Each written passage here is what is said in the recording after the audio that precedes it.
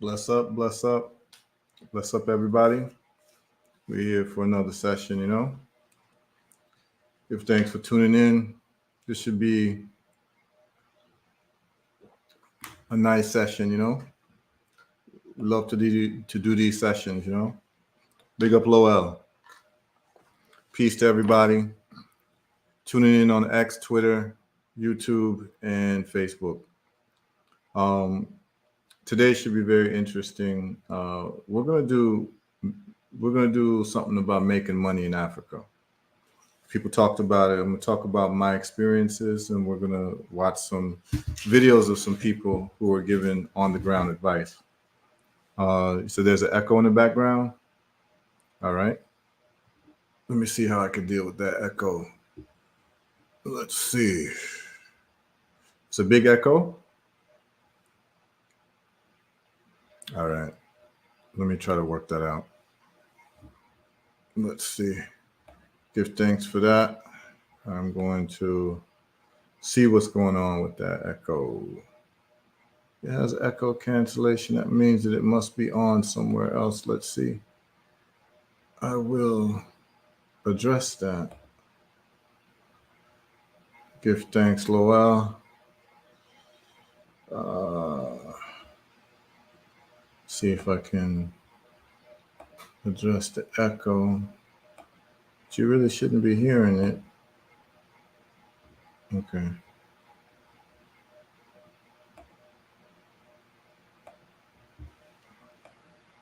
Yep, I'm going to deal with the echo. We're going to find out where it's coming from. I'm just checking to see if I have any other tabs open where the echo might show, but it does not seem so. So let's try a different microphone. Let me see something. Yeah, big up everybody. We're gonna work it out. Whatever this echo is. Let me put some speakers on, some headphones on. Okay.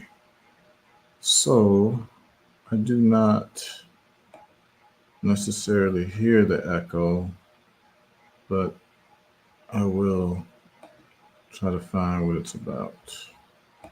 So yeah, in the meantime, what I'm going to do is I'm going to put on a nice live video for y'all to watch as people start clamoring in. So what happens is we start talking, and then people come in a little bit late, and then people ask, hey, what's going on? So I'm going to take off the mic.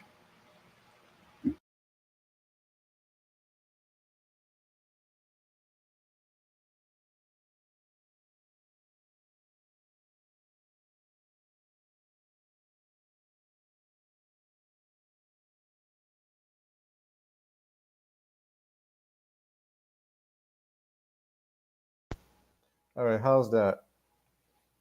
Does that sound all right? Can y'all hear me? Is there an echo?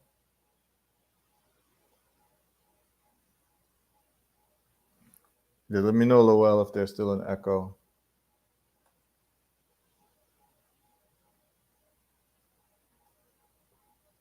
Let me know if there's still an echo. Okay, there was no echo when I first came on. Now there's an echo again? Okay. All right.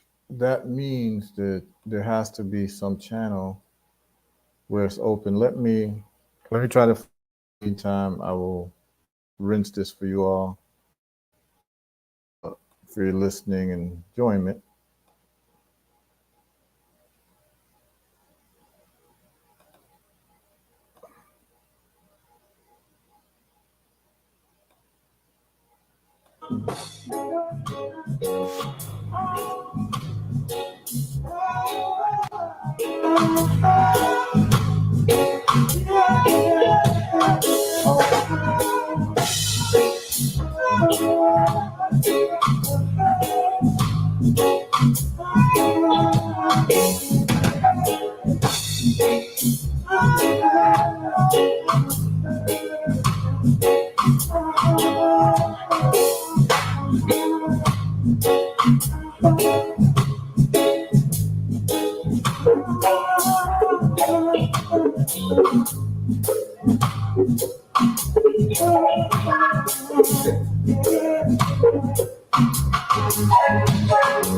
Times have changed. Times have changed. Yeah, well, that could be your echo. Acceleration prospects. This is how the illusion stays. Have changed. Times have changed. Acceleration prospects. What's the love? What's the love? This is how the illusion stays. Yeah, you know I'm gonna start off with There I wanna be always. Yeah. Times have changed. Celebration past me. This is how the illusion stays. And the place where It's an echo when you hear me talk. Big up Kevin James. Yeah, it's midnight.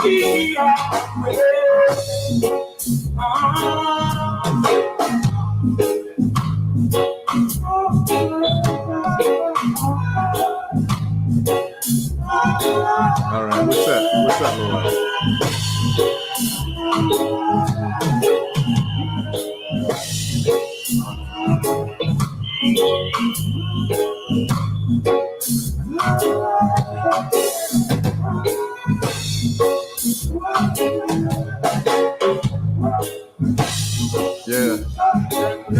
Yeah, that's midnight, y'all. Live, you know?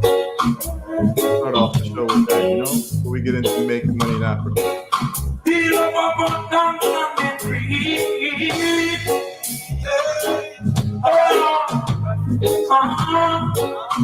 Just promise the earth not to be. The earth not to be. What we must do now to survive. What we must do to survive. I am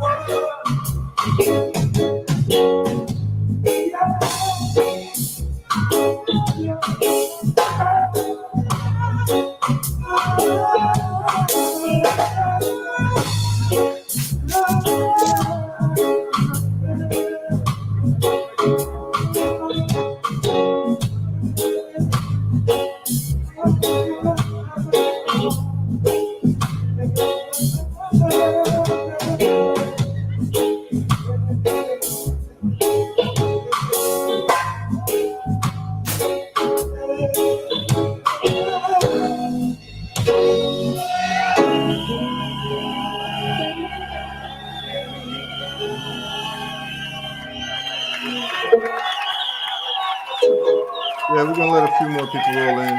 We'll get started. pulling up propaganda. Propaganda, propaganda, propaganda, propaganda. Propaganda, wanna shit to media. Propaganda, propaganda, propaganda, propaganda. Propaganda, you know? The original man, he was black, he was an African, you know? Original man, black,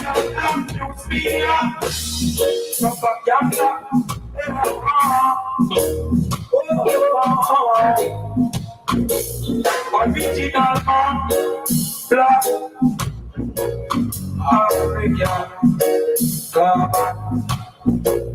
Your science will show it and prove it. Preaching the show over and over again. So the honor of your father, such a thing may become original black man. With the covenant of foundation, on his rasta, come to me and propaganda,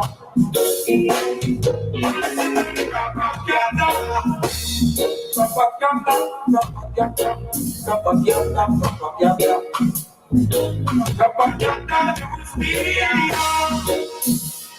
propaganda, propaganda, propaganda. That is absorption of all light and color. Well, so hear me, little sister. In the earth and in the sky are the cycles of your world. We are hurt for the hurt of the daughters of our people. When the other tears go by, no come the water. Our hands against strong, we will be there.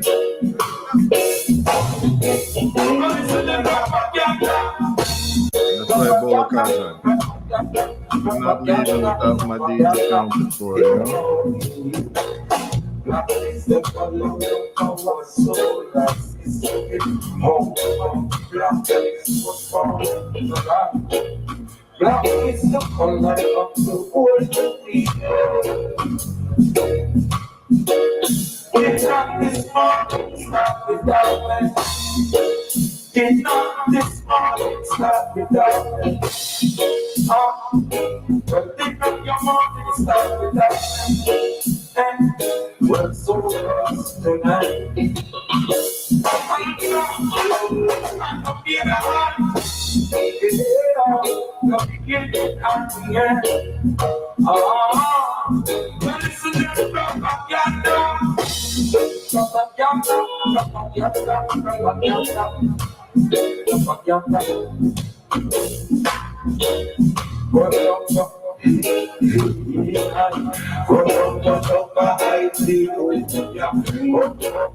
Rastafari, my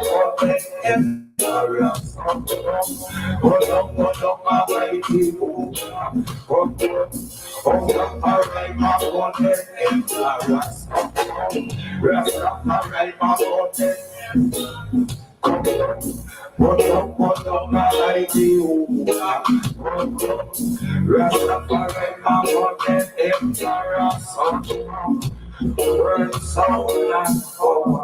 We move us. Word, soul, and power. Manaras. What up, my idea? Oh, yeah. What up? Rastafari, my body, empire, sound. Rastafari, my body, empire, sound. Rastafari, the empire, sound. Word, soul, and the power over them people. Word, soul, and the power over them people. Rastafari, my body, empire, sound. Rastafari, I'm not leaving your midnight without the power of God. I'm not leaving without the retribution of God. My to be many are necessary. And we learn where we belong, so we're in trouble. Many people are still unrepentant. Even though we don't know, every knee shall bow, and every tongue confess. Rastafari, say that, what up, my idea? What up, I am a son of my right, son of Alright, it is the evidence of the Rastafari.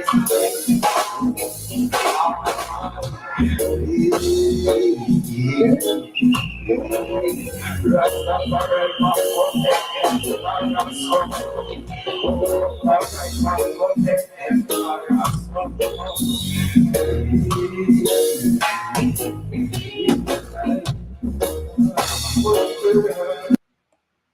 Yeah, they cut it off early on that one. But we can always rinse some more midnight. We can get started with the show. Um, and what we'll do is one of these days we'll do a special session just on midnight and the music at midnight, my stories of midnight when I met Vaughn for the first time in 1996, and the shows that I've seen and how incredible they were. I have a lot of stories about midnight. And definitely Vaughn was from a different planet. He was a once in a several generation talent, as a writer and as a singer and as someone who can chant and DJ. He was really the best of the best.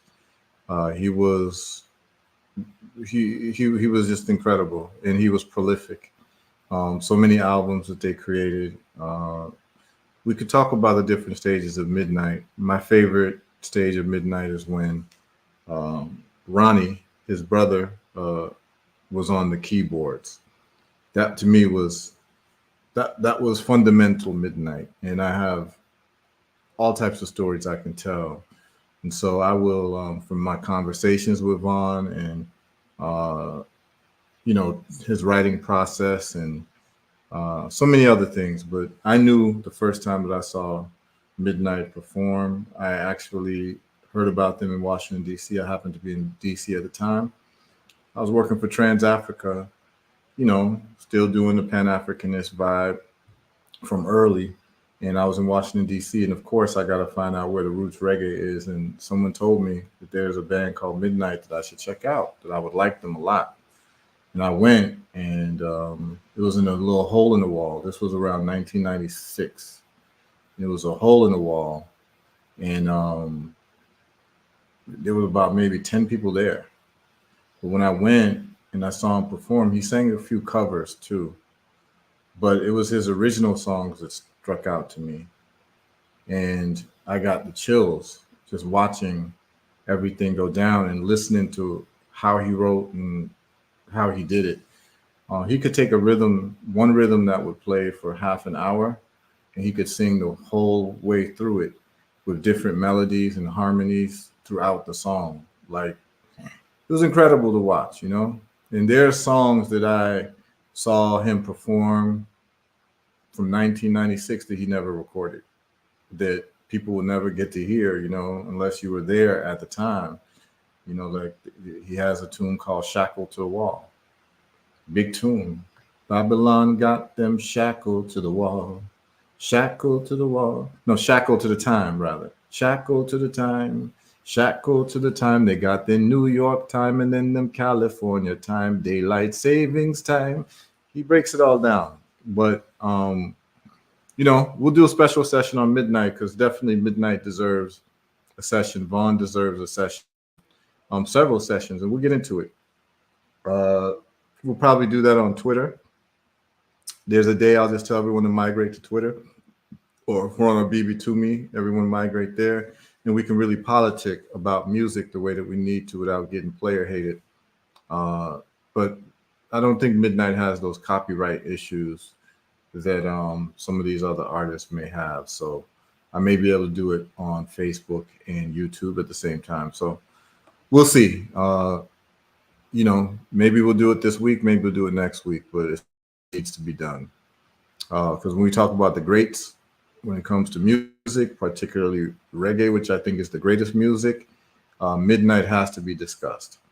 And we have to talk about some of their seminal albums like Jubilees of Zion, Ross Peace, Unpolished, and Seek Knowledge Before Vengeance. Those 4 albums need to be discussed in a very, very serious way. So in a way that other people aren't discussing these things. We're going to break down like lyrics. We're going to break down a lot. So hope everyone is in tune for that. And then those of you all who are fans of Midnight, and other fans of Midnight, I definitely will be giving advance notice that we'll be having a midnight session on this live stream, and we're going to go over songs. Some of my favorite midnights. It'll probably be a 3-hour session, strictly midnight, and just invite the people that would appreciate this conversation, because I don't think that the proper conversations are happening, around a lot of things, and particularly music. We talked about it with Bob Marley. The problem, we're not having the right conversation about Bob Marley. Everything but the theme is what people are talking about. They want to talk about everything but the musical genius, the songs, comparing songs, listen to lyrics, how he structured the songs. These things need to be discussed. And I believe we're going to be doing something with white collar criminal, blue collar Krishna. Yeah, big up Kevin James, Yeah, white collar criminal is a big tune. That's on Jubilees of Zion. But yeah, we're gonna go over all of that. We're gonna touch on all of those tunes in a very serious way. That it definitely is gonna be recorded, and it'll be one of the great archives that we do on this show because I spend a lot of time listening to Midnight, and I have a lot to say, a lot to say. So we're gonna get into that today's topic. As people have come in, salute everyone who came in. Big up to everybody who's in. This is a topic that a lot of people inbox me about. And you know that this show that I do is practical. We talk about practical things and practical solutions. So today is about making money in Africa. Tomorrow, we are going to look at the miracle of Singapore and also its founding father, Lee Kuan Yew. And the reason why we need to get into Singapore very seriously because in my life, there's been this catchphrase called nation building that happens around the culturally conscious community and those who are Pan-Africanists and those who want to develop Africa or those who are into Black nationalism or just people who want to do something better for their people and their communities. The word has been nation, or the phrase has been nation building. And a lot of times we talk about it, but don't really get into it in a very serious way. What I mean by that is that if you're interested in nation building, and this is something serious to you, then you have to study nation builders. And I don't mean like ancient nation builders, like people in the modern time. And there's nobody in the modern day that existed that can parallel the accomplishments of Lee Kuan Yew of Singapore. He changed Singapore from a malaria-infested swamp village, fishing village, to what it is now, which is this city of cities, beautiful, high net worth. The average citizens make, the GDP is high. The average income for Singapore is over $65,000, $70,000 for its citizens. And it might even be more than that based on some of the latest figures. We're going to go over that and how Singapore came to be. And this is going to be a very interesting conversation. And those people who have mentioned the phrase nation building and you haven't spent time really researching Singapore and Lee Kuan Yew, tomorrow is going to be the day. Okay? Because we have to be serious about the things that we say, right? If you're serious about making cakes, you might want to investigate Betty Crocker, you know what I mean? And find out about her life and what she did to build, a cake making industry and multinational company of, cake mixes. You might want to do that. So if you're interested in nation building, it makes the most sense in the world to study probably the most effective nation builder in modern times, which is Lee Kuan Yew. What he did in a short amount of time with Singapore is something that should be studied by anybody who's serious about nation building. You dig me? So that's why we're going to cover that tomorrow. Today, we're going to deal with making money in Africa. And I'm going to talk about some of my personal projects, my business projects in Africa. And then we're going to hear from other people on the ground with their ideas about making money in Africa, because that's probably one of the biggest things that I get hit up on is making money in Africa. So what I want to do is I probably need to share some pictures with y'all. Let's share some pictures. So one of the first things that I did in terms of business in Africa was starting a construction business. And so let me share a couple pictures with y'all.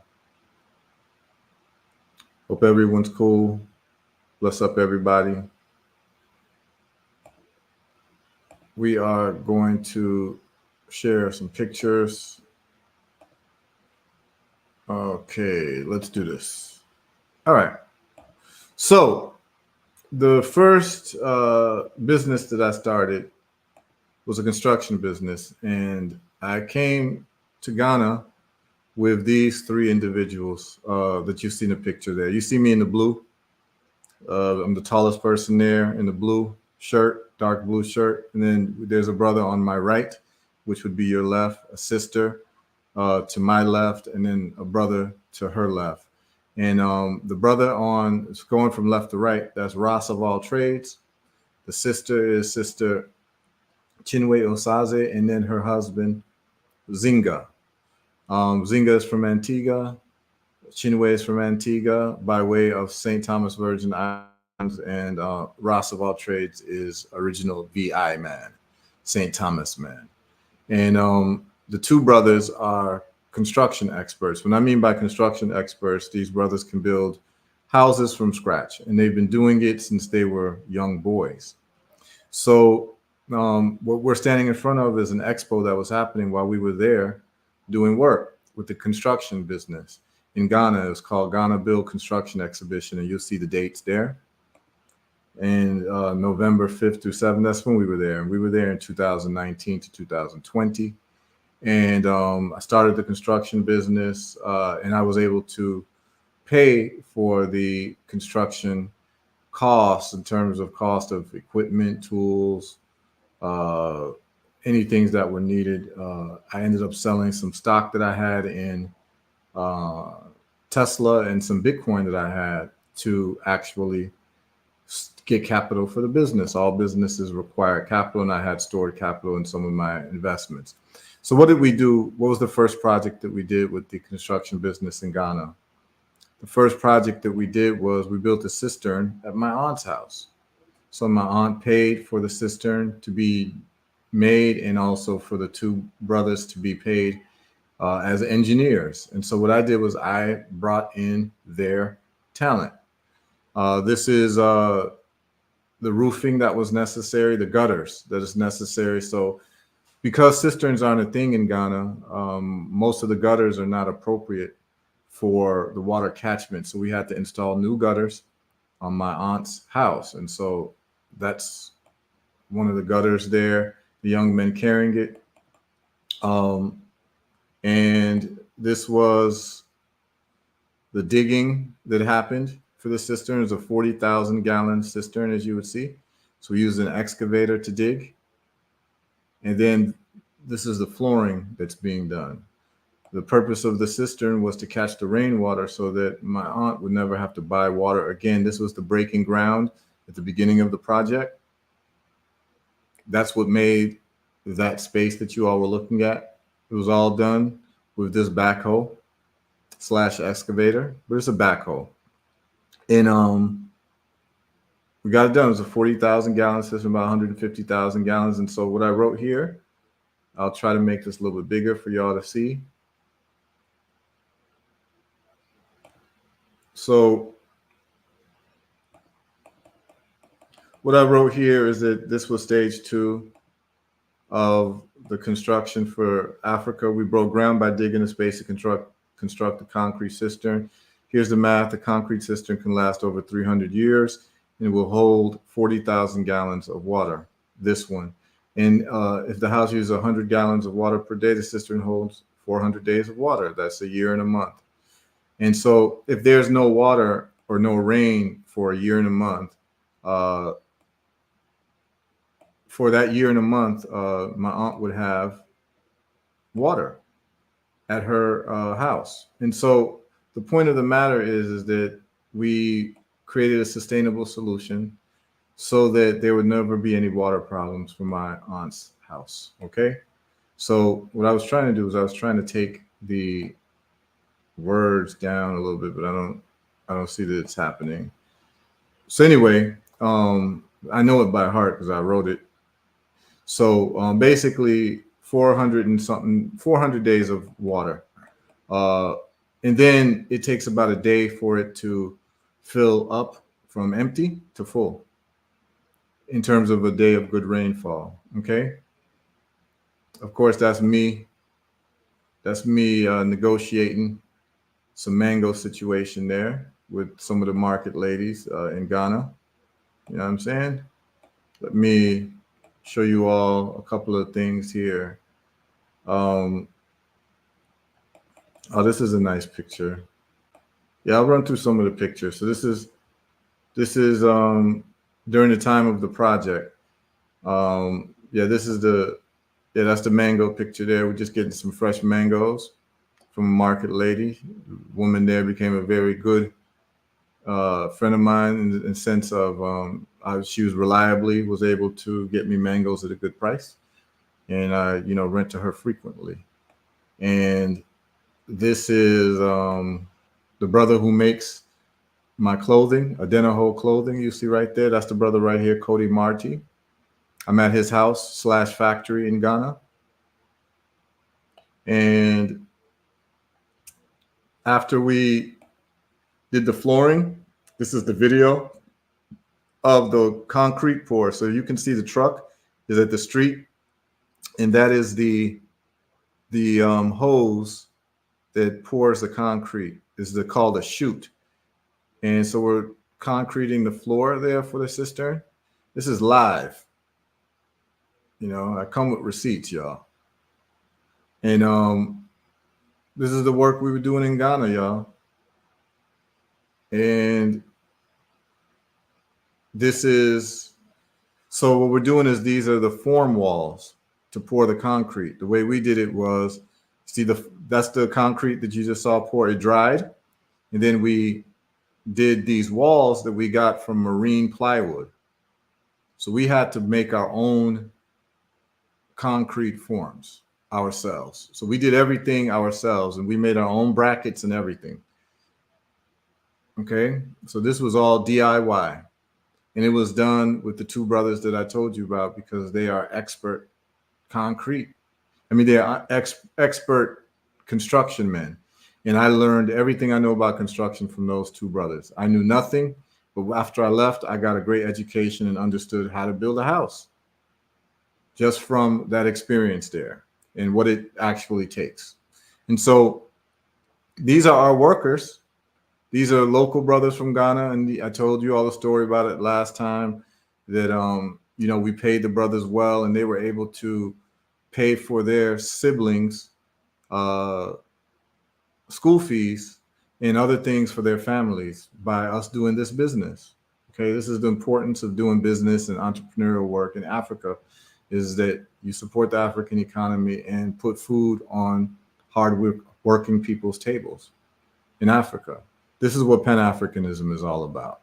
Okay, I brought my investments in Tesla and Bitcoin over into money into Africa to multiply that money to be able to feed the workers and to be able to solve a problem for my aunt who needed this cistern. As a matter of fact, the cistern has been completed for over 3 years, and it serves as the main water reservoir for her neighborhood. So when people are out of water, they come to her house to get water because she gets free water through rainfall. Every house in Africa should be built with this, and that was the whole plan, was to do a proof of concept. Let's look at more. Oh, I'll just show you all this. This is a young girl. While I'm there, people had heard that, I have a company, Herbal Results. This is why being like a entrepreneur, what they call like a serial entrepreneur, is important, particularly solving problems. This young girl here, 17-year-old, her father found out that I was in the country, and he'd heard about Herbal Results because I was posting on Facebook. And he texted me, my daughter is pretty much almost dead. And do you think that your olive leaf would help her? She has malaria and nothing is working for her.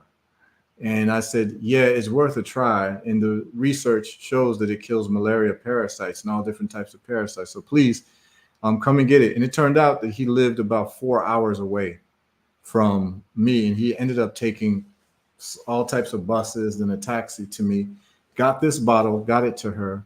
And she had been bedridden for about a month and a half, 2 months with malaria. Nothing worked. She couldn't go to school. And the next day after taking the olive leaf, she was up out of bed and cooking for herself. And the day after that, she was able to go back to school. She was completely healthy.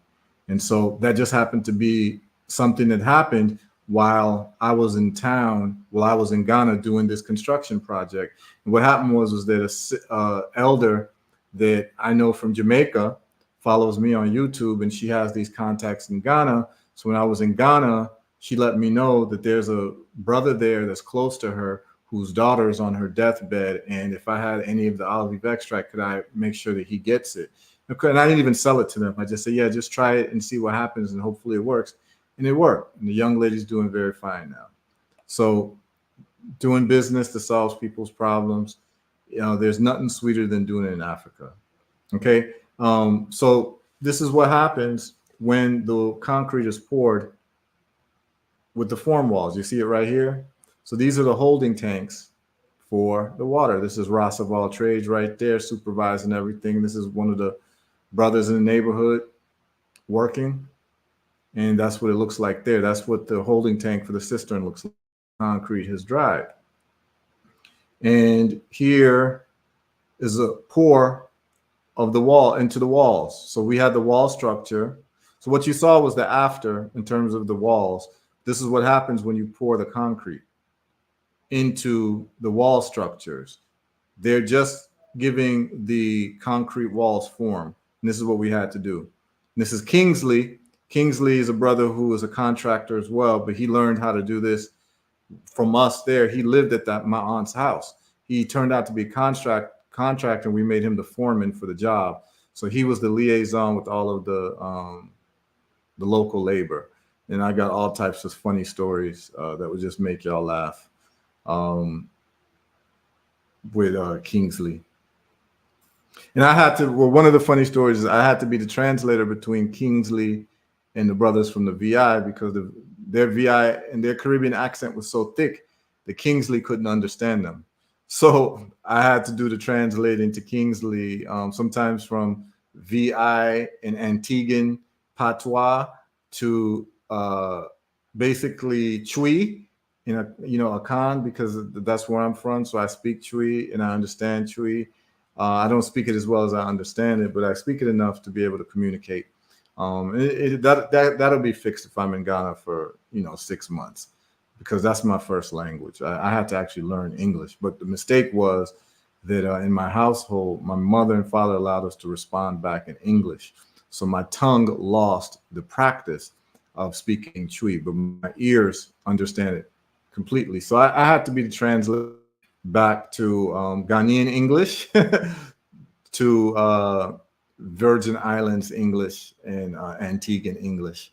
And it was very funny because sometimes when I wasn't around, they didn't understand each other at all, and they were all speaking English. So it was very funny. But that's the project. That's what the walls look like. This is, I mentioned a story about brothers working in the rain. This is a video. It was raining. It started raining while we were pouring concrete for the ceiling of the cistern.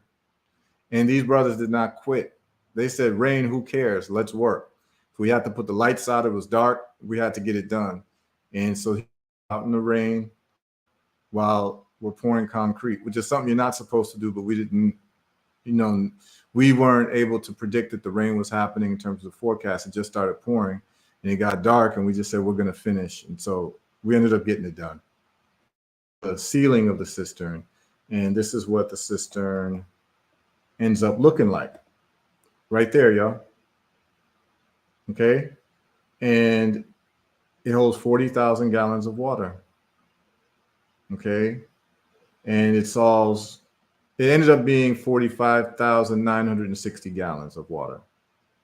24 feet wide, 8 feet deep, and 32 feet long. So it's 32 by 24 by 8. And this is a very viable business all over Africa, because most African cities, the water infrastructure is not on point. So you have to get your own water, and they have it what they call black poly tanks. And if I have some pictures, I can show you also. Here's what happens is the rainfall hits the roof. It goes through these pipes, and under the pipe, it goes to the cistern. Then it comes out the cistern into um, from a pump, and then it goes to feed the house through filters. So I was seeing if I had more pictures of the project, but I don't right now. But that's just one of the projects that I was able to do. And I'm just telling anybody this right now. If you start construction and you get people who know how to build cisterns and you do that as a service in Africa, you will always make money because cisterns uh, are not a thing in Africa, and they should be because it rains very well. So this is just one thing that I'm telling y'all right now, that if you have a business, a construction business, and you build cisterns or houses with cisterns, you'll have a competitive advantage in Africa. You will solve a problem of water. As Fela said, water get no enemy. And so the rainfall is great in West Africa, East Africa. Many countries in East Africa, like Rwanda, have two rainy seasons, and so all that water is going to waste.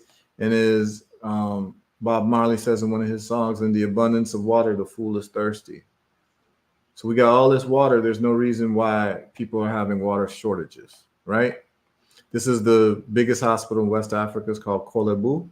I went there, and they're interested in building cisterns, but I had to suspend any project that I was going to do because COVID hit shortly after I paid a visit there, and everything shut down. So now I have to revisit those conversations.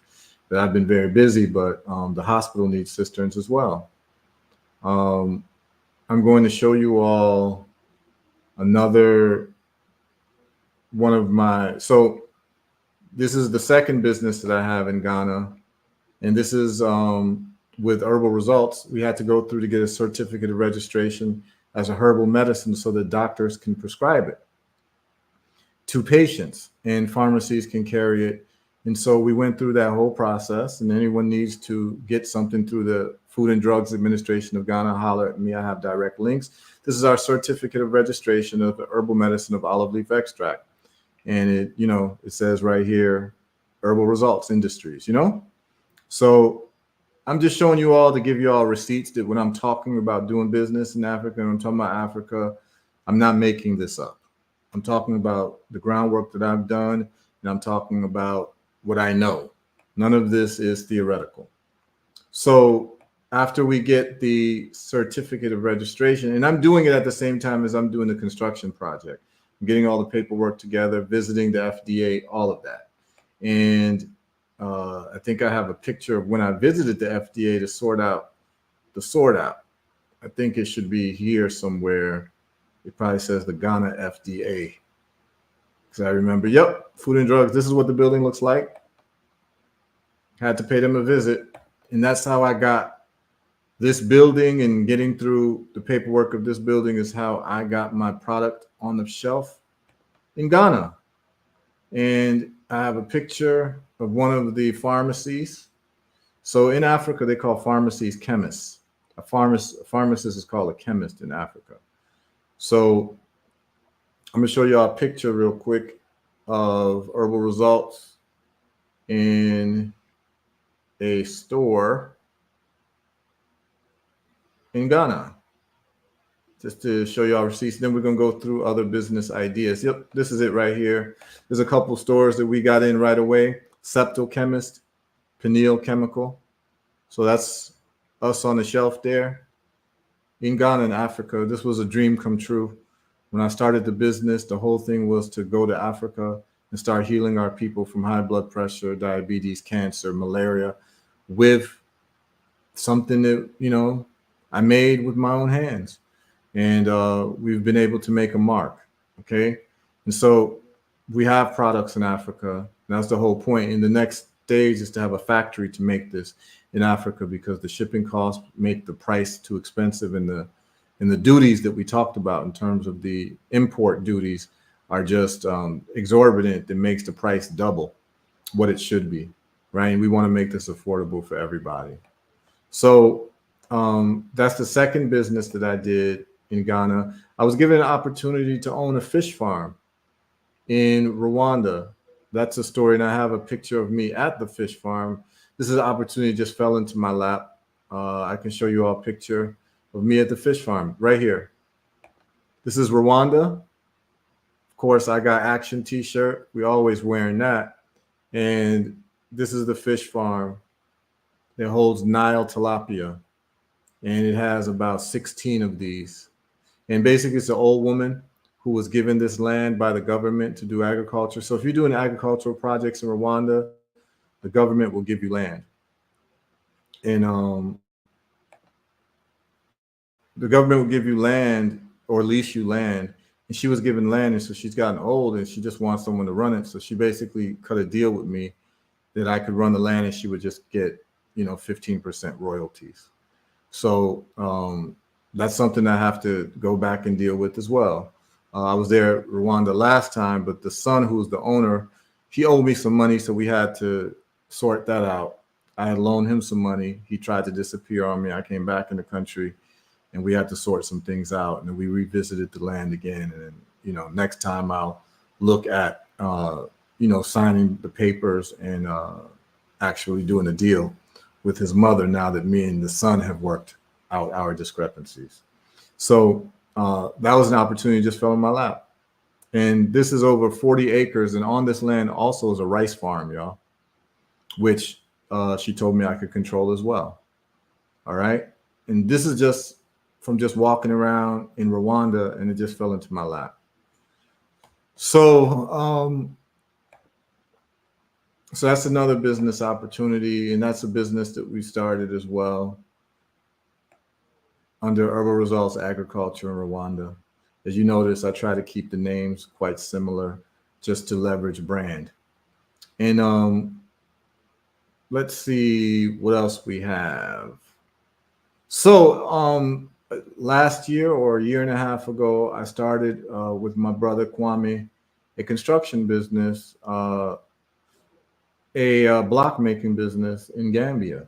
So I'll show you all what that looks like. This is literally a video of the day the equipment from China came, and we grabbed it from the port, and we grabbed it from the warehouse, and we took it to our facilities in Gambia. It was a historic day for me because I've just, I'm talking about factories all the time, and finally got my first large factory equipment.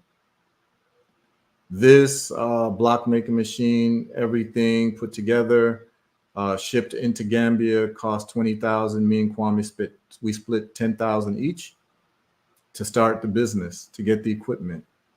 Then later we found out that we could get this equipment from Senegal as well, made in Senegal, which is, Gambia is basically inside Senegal. It's a country inside Senegal.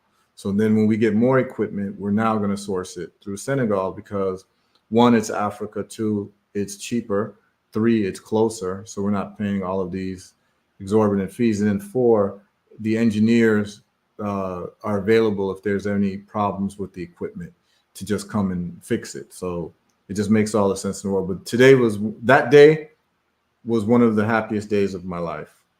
Right there was to get the equipment for the factory, because I'm not one of these people who like to just talk.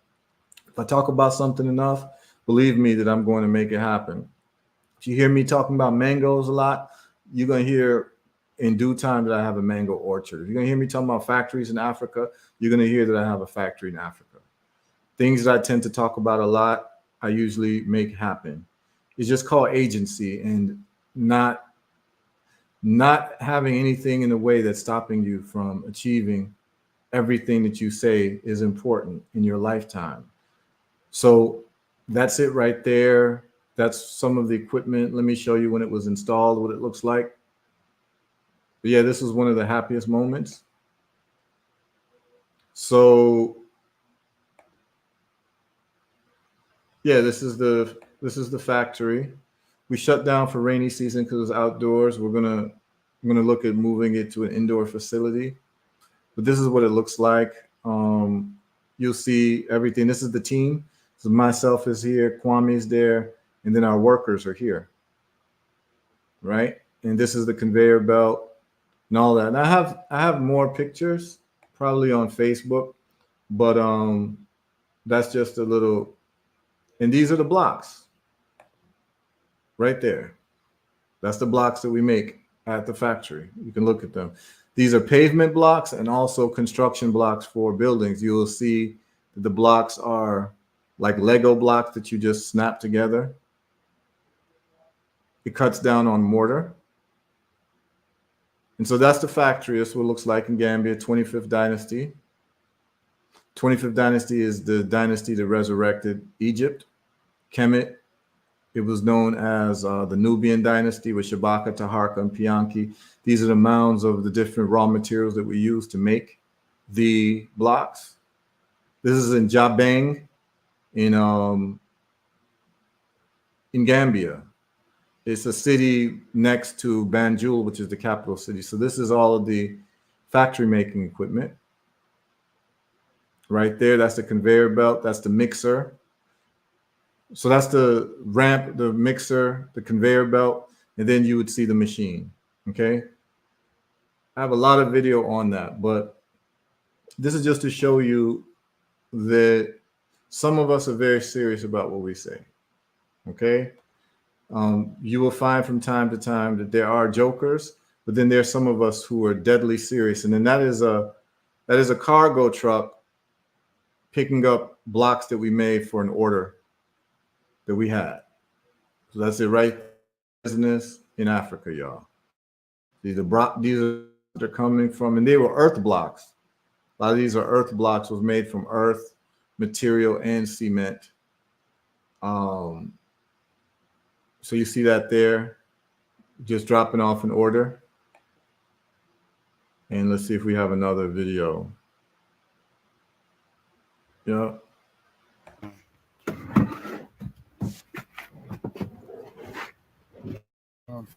Delivery. Prove me, okay.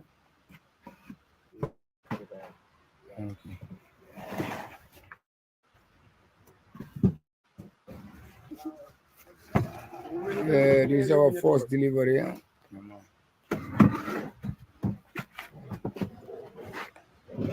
Our first delivery. Prove me, okay. That was our first delivery. Okay. All the blocks that we made for construction. If Africa is under construction, This is y'all. our first delivery. Yeah? So if Africa is under construction, that means that people are buying blocks, which means that I have to be part of that. Like, there's no way Africa is going to be built and I'm not going to be a part of it. Like, that's uncivilized. So what came to me is that, well, you need blocks to build. So we need to make these blocks. And so whoever's making houses, roads, whatever, they need to order from us. And what I mean by us is that all of us who are into Africa and want to be engaged in the development of Africa, well, what better way to be engaged than to be actually manufacturing the building blocks of Africa? You understand? So that's just called first principles thinking. You know what I'm saying? When you break things down to the very last compound, see how it sounds? A little unrational. I'm just playing. That's that KRS-One for y'all, you know?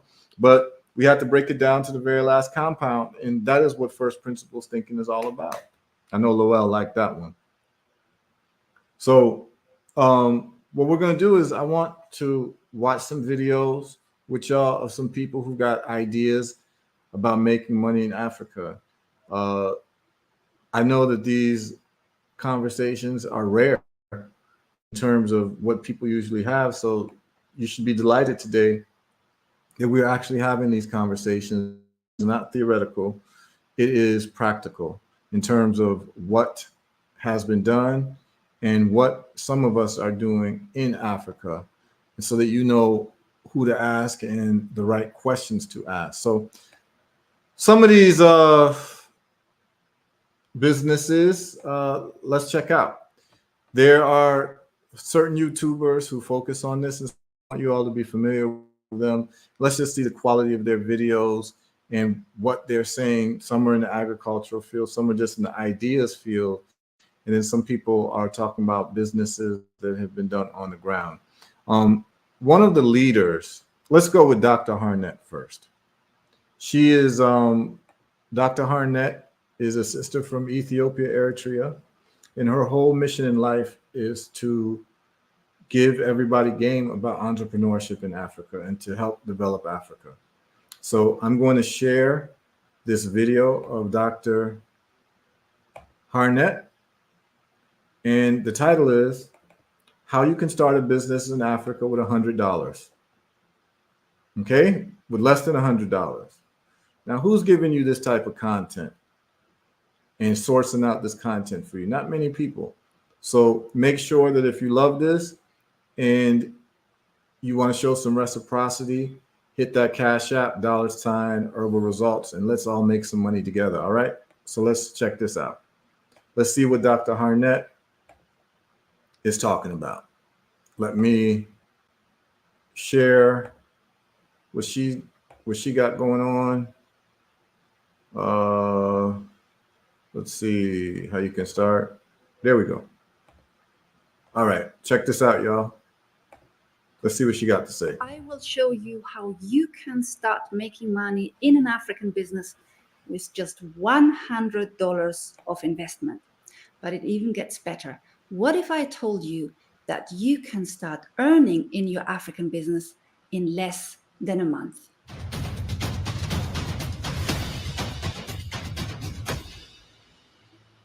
Are you ready? Let's dive straight in. Number one, create 1-minute marketing videos for real estate companies in any African capital city. Now, as you know, the real estate sector is booming, and this is a really good lean business model that you can start with just $100. And I have proven it, and I will share a story. Here is how I proved the concept. It was actually with my 15-year-old son. So after I came home to Kigali from London, still very sick. So she lives in Rwanda, y'all. She's from Ethiopia. She's traveled all over Africa, and based on her journeys, she found that Rwanda was the best place for her to live. And that's why I keep pushing Rwanda. Those who know. Those who've traveled around and seen know that Rwanda is a great place to live, raise a family, start businesses, and even just have your headquarters. And because it's in the center of Africa, it's called the heart of Africa. And you can fly from Kigali to anywhere. You can take it's a 3.5 hour flight from Kigali to Accra and to Lagos, about 4 hours. There's a direct flight to Accra on some days. On some days, there's a direct flight to Abuja on some days, Abuja, Nigeria. And then from Kigali, you can get to West Africa easily. I'm talking about direct flights, y'all. These aren't changing flights. And you're flying Air Rwanda, which has brand new airplanes, state-of-the-art airplanes. And then also, you can get to Kenya in 45 minutes. You can get to Tanzania. You can get to Uganda. All of these are like 1-hour flights. So Kigali, Rwanda is centrally located, y'all. I somehow made the flight from London to Kigali. And shortly after Christmas, my son told me he wants to earn money. And so I sat him down and gave him like a 20-minute marketing strategy, how he can position himself and what to say to real estate companies. And just after the New Year, he went out. Oh, by the way, he wanted me to allow him to take 1 week off from school. And I said, that's fine. Well, that's the unconventional mom I am, I guess.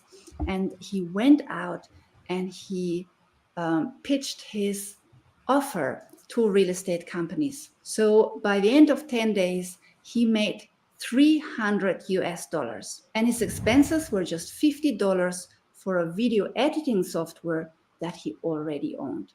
So as you can see, the total of that would be $850 in profit in the first month. And when you become better, you can, of course, earn substantially more and also get a team so you can get the freedom that you deserve and desire. Son, I'm so proud of you. Now, proud of him too. So basically, she's a mother who's about that life. She's about business. And so she's a business coach. And so what makes the most sense is for her to coach her son. And he went out there, saw a need, used his camera, videotaped some things, edited it up, sent it to some businesses, and made nearly $1,000 profit in the first month, right? And I was telling you all that with $2,000 income per month in Africa, you can live very well in most African countries. When I mean very well, you can live very well because you can get a 1-bedroom or a 2-bedroom place for like $650 a month, y'all. Like a nice 1-bedroom for $600, $650. You can rent a car for $300. Your groceries, maybe $200 a month. You're left over with a lot of money, like $800 for entertainment to, reinvest in other things. But $2,000 a month, you can live very well, particularly if you are single. Even if you have a family, you can live pretty well. So these types of ideas are lifesavers. And if you're somebody who loves to hustle, this conversation is for you. Let's continue. Best industries to get this started, in my view, is the real estate industry, the hospitality industry, conference and events industry, and diaspora-owned businesses. I think those are your best starting points. Here is Africa business model number 2 to get started with just $100. And that is to become an African real estate agent for the diaspora in the US or the UK. So here's the problem. Millions of people across the globe are rethinking their lives and economic household strategies. This includes the diaspora, especially those based in the US and the UK. But it also includes a lot of rich people who are looking to buy a piece of heaven in Africa. And we have plenty of that. So let's say you are investing in a high-end property in Zanzibar, and the property costs 200,000 US dollars. Could be a beautiful villa at the beach. As a partner or an agent abroad, so this is a business that you can lead from abroad, you usually make 1 to 3% in commission when a sale has been made. All right, which means you can earn 2,000 or more per referral. Sometimes very popular developments that are just selling very easily, the developer or the agent will just put a cap. So you get a lump sum, maybe of a $500 or $1,000. And I know that is not a lot, but they're selling so well that they're putting a cap on that. And we had that happening with some of our partners. But still, you just need to make 2 or 3 sales per month in the early stages, and you would earn, well, depending on the agreement, between 1,500 to 6,000 US dollars just on commission. Isn't that brilliant? Remember, you really have no direct expense except for the marketing, which you could run in your local community or your church or mosque, or you could run some online marketing if you have social media platforms, and you could get started for pretty much free. So less than $100.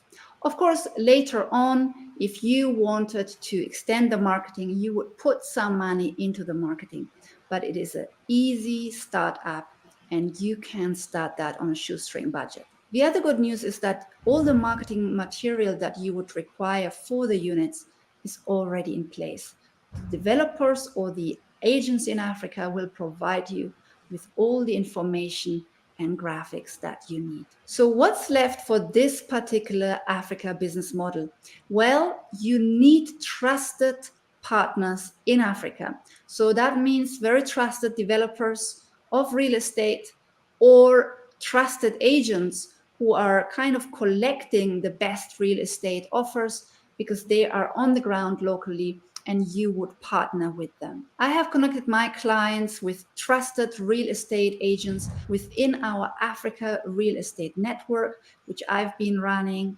And the whole purpose of this network is to bring the investors in the diaspora and the agents and developers together, so you can either buy your own property if that's what you want to do, or you can become a trusted partner and real estate agent for these companies wherever in the world you're based. So if you want to get access and you want to be connected to my trusted network of real estate developers and agents, then I leave a link in the description field below. In fact, I will What I'm also going to add do a is I'm going link to speed to up. my next live Zoom training I'm going to where speed I up her teach you her exactly commentary. how to Make it start 1.2. an African business within 3 months with a tiny budget. And again, these are no get rich quick schemes, but these are very valid African business models. Business model number 3 that you can start with less than $100, and that is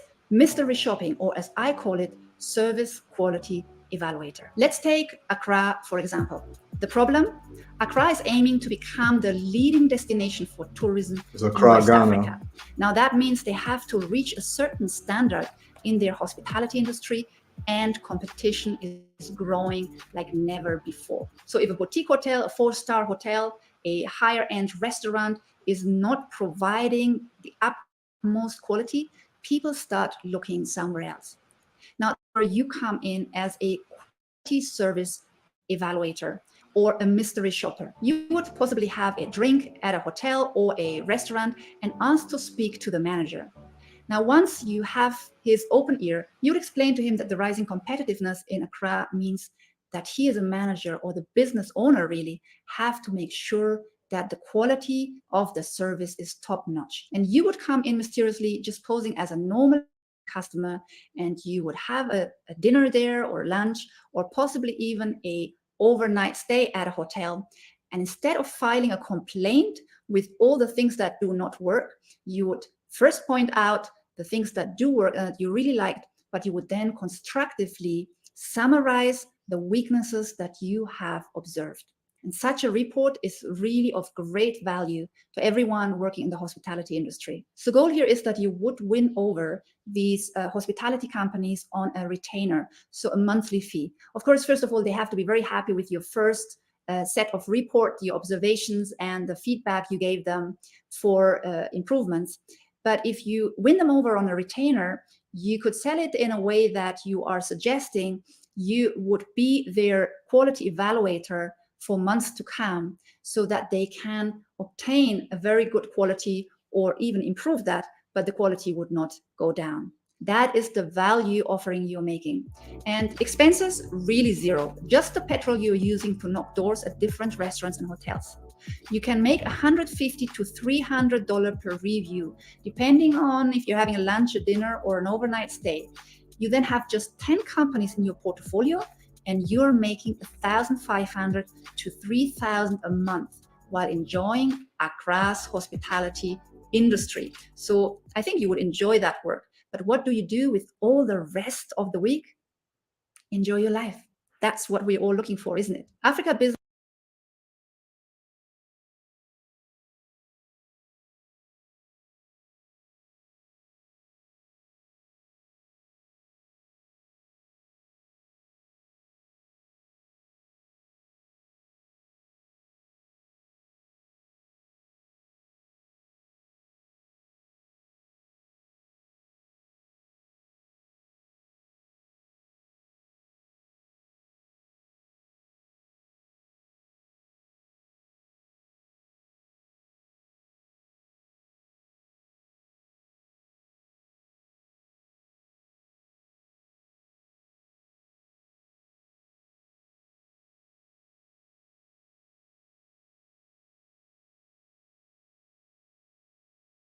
Oh, I was muted. Sorry, y'all.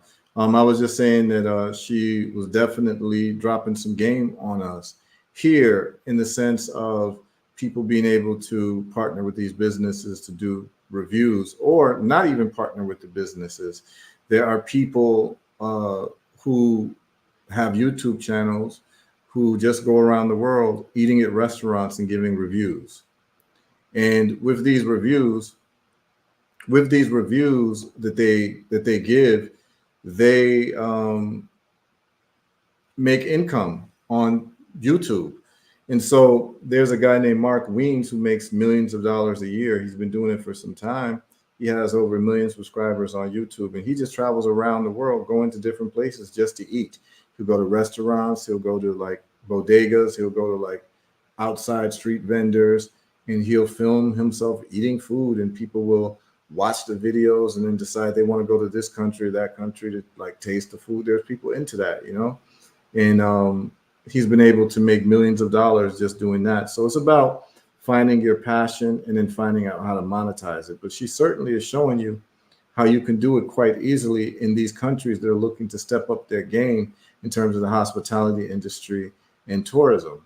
So she just showed you a lane right there. Business idea number 4, that you can start on a shoestring budget with less than $100. And that is to become a trainer in Africa's companies. Now, let's stay with the hospitality industry and the example we just heard from Accra, meaning that, yes, the hospitality industry is getting more and more competitive. We can see that in other countries as well, especially Kenya and Tanzania, South Africa, just to name a few. And it is all about who gives the best service. So we proved this model a few years back with one of our African American clients. She had never set foot in Africa before.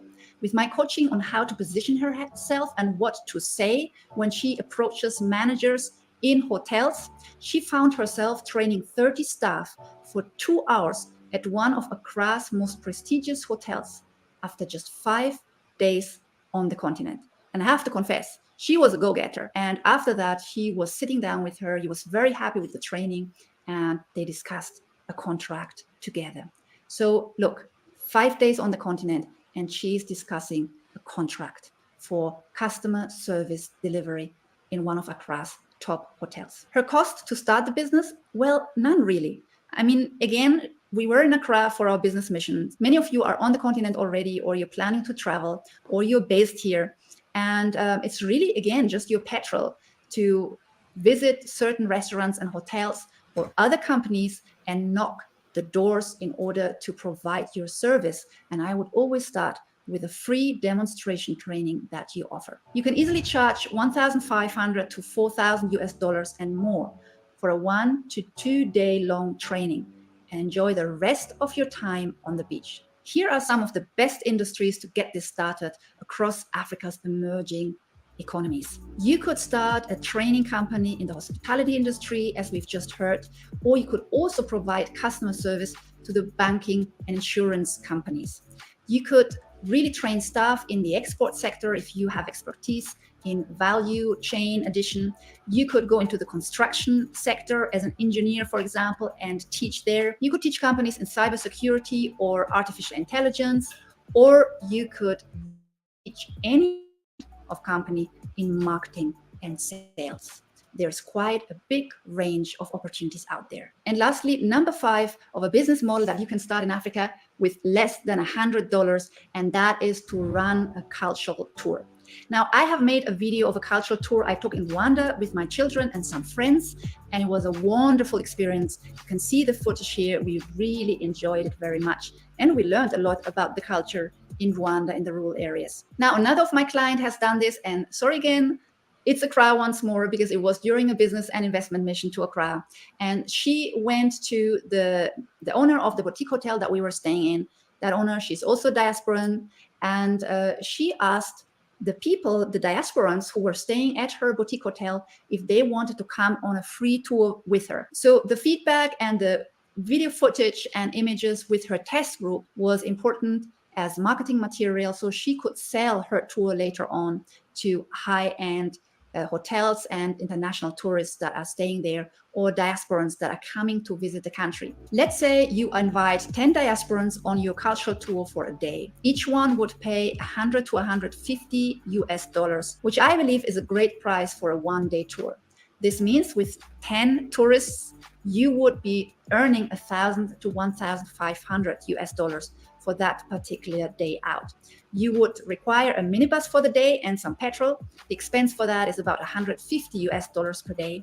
And that means you made $850 to $1,350 in a single day with the tour. Okay, and of course, assuming that your minibus is full. So this is just to give you a broad overview, but let's say you run these tours 4 times a month with a group. That would be you earning around $3,000 to $5,000 per month with ample of time to enjoy your life. You see, doing business in Africa, as we just saw in this video, doesn't have to be very expensive or very complex.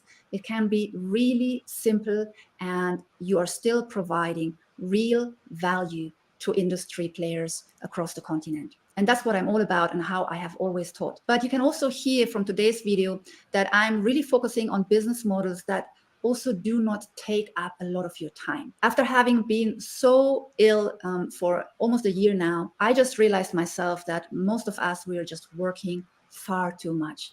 We're working in order to be free and enjoy life. And at the same time, we're becoming kind of slaves in our businesses, and that whole goal of making more and more and more, and that wheel just never stops. And I have become very passionate about teaching simple business models that work, but that also allow for a lot of freedom so that you can enjoy the life that you really desire. So again, I will leave 3 links for you in the description below, and one will be the link to my book. Another one will be the link to the Africa Real Estate Network. So this is of great value to you if you want to become an agent in the diaspora, somewhere abroad, or even in Africa, and you want to do intra-African sales in the real estate sector. And I will also leave a link to my next live Zoom session where I teach you just what I taught you today in much more detail and with a wider range of business models that you can start, where you just put a small budget in, yet you can make a lot of money very fast if you put the work in for a few weeks or months, and you can start earning and building the business and the life of your dreams in Africa. It's goodbye from me for today. Let's continue to march towards success in Africa. This is Dr. Harnett, your Africa business trainer and consultant, online and offline. Bye for now. In today's video, That was great. That was great by Dr. Harnett. And she's been doing this for some time, y'all. This is not like she's not a spring chicken. She's been doing this, and I would advise everyone who's interested to subscribe to her YouTube channel, Dr. Harnett. Sign up for some of her Zooms, get her book, do all of that, because she's on point and she brings it the way it needs to be brought. So these are the people that I listen to. These are people that I watch when I'm looking for ideas and different things to do. So all I'm doing is just I'm basically downloading my brain and my experience to everyone who watches this live stream. Yeah, her name is Dr. Harnett with a T, with 1 T, not 2. And just go on YouTube and just subscribe, and you'll see all of her videos. And she breaks it down. She does seminars and all of that. She's a national treasure. She has very, very good information. So what I'm going to do now is I'm going to share some other people, and let's just see how good their information is. But anybody who wants to call in, this is a good time. You want to call in, discuss any business ideas. I know, Lowell, you had some ideas in terms of what you might want to do with the type of businesses that you're involved in. And I think there's a lot of training you could probably do. There's literally a lot of opportunities for your knowledge base, because Africa is full of these cars that, mainly these Toyotas. And I just think that from selling parts, if you can get down with Ken and get this whole part thing together, I think, and even do training, I think that you would be able to do very well in Africa as well. So yeah, feel free to call in and we can chop it up, and you can ask me any questions that you have directly. But in the meantime, and that's for everybody, not just for Lowell, everyone tuned in. I know a lot of people hit me up asking me about business in Africa. And so this would be a great time to just call in and let's chop it up, because whatever questions you have, the listeners probably have the same questions. So don't feel no way to call up, and we can talk directly. This is just the most efficient way for me to get out the answers to the questions that people tend to ask me by doing this show. That's the real reason why I'm doing this show. So let's go to this next one. Now, I'm not familiar with this sister's channel, but I thought that the title was interesting. So let's just see if she's really dropping it the way it needs to be dropped. Let's see if she's on point. And then that would be someone that you can also subscribe to. So I'm going to make the playback speed 1.25. and let's get I've started. noticed that Africans keep doing the same businesses over and over again. When most Africans think of businesses, they often think of things like hair business, shopping business, that's clothes and shoes, and even electronics. That's people basically repeat the same businesses every day. Have you ever found yourself in a situation where you keep wearing the same dress that you love? And at times it's not because it's the only dress you have other dresses, but the fact that that dress might be closer to you or very visible in your wardrobe, it makes you wear the dress more often. That also applies in other sectors of our lives, and business is not an exception. So I've noticed this with business people in Africa, and I don't know if it is because they just want to play safe, they don't want to bear the risk of venturing into new sectors, or is it just the fact that they don't have new business ideas? Because when I look at the money they inject into some of these businesses, I want to think that it's not problem of capital. And to crown it all, I've seen a lot of diasporas still investing in Africa in the same businesses. So I've tried to fathom this out, and I don't really think money is the problem or playing safe is the problem. I want to believe that it is maybe the lack of the business ideas. So in this video, I am going to be giving you 5 business ideas that you will be the very first to establish in Africa. I am Evin Sheikh, and my mission on this channel is to make sure that you attain your financial independence as soon as possible. You are watching Africa Today, and we are starting right now.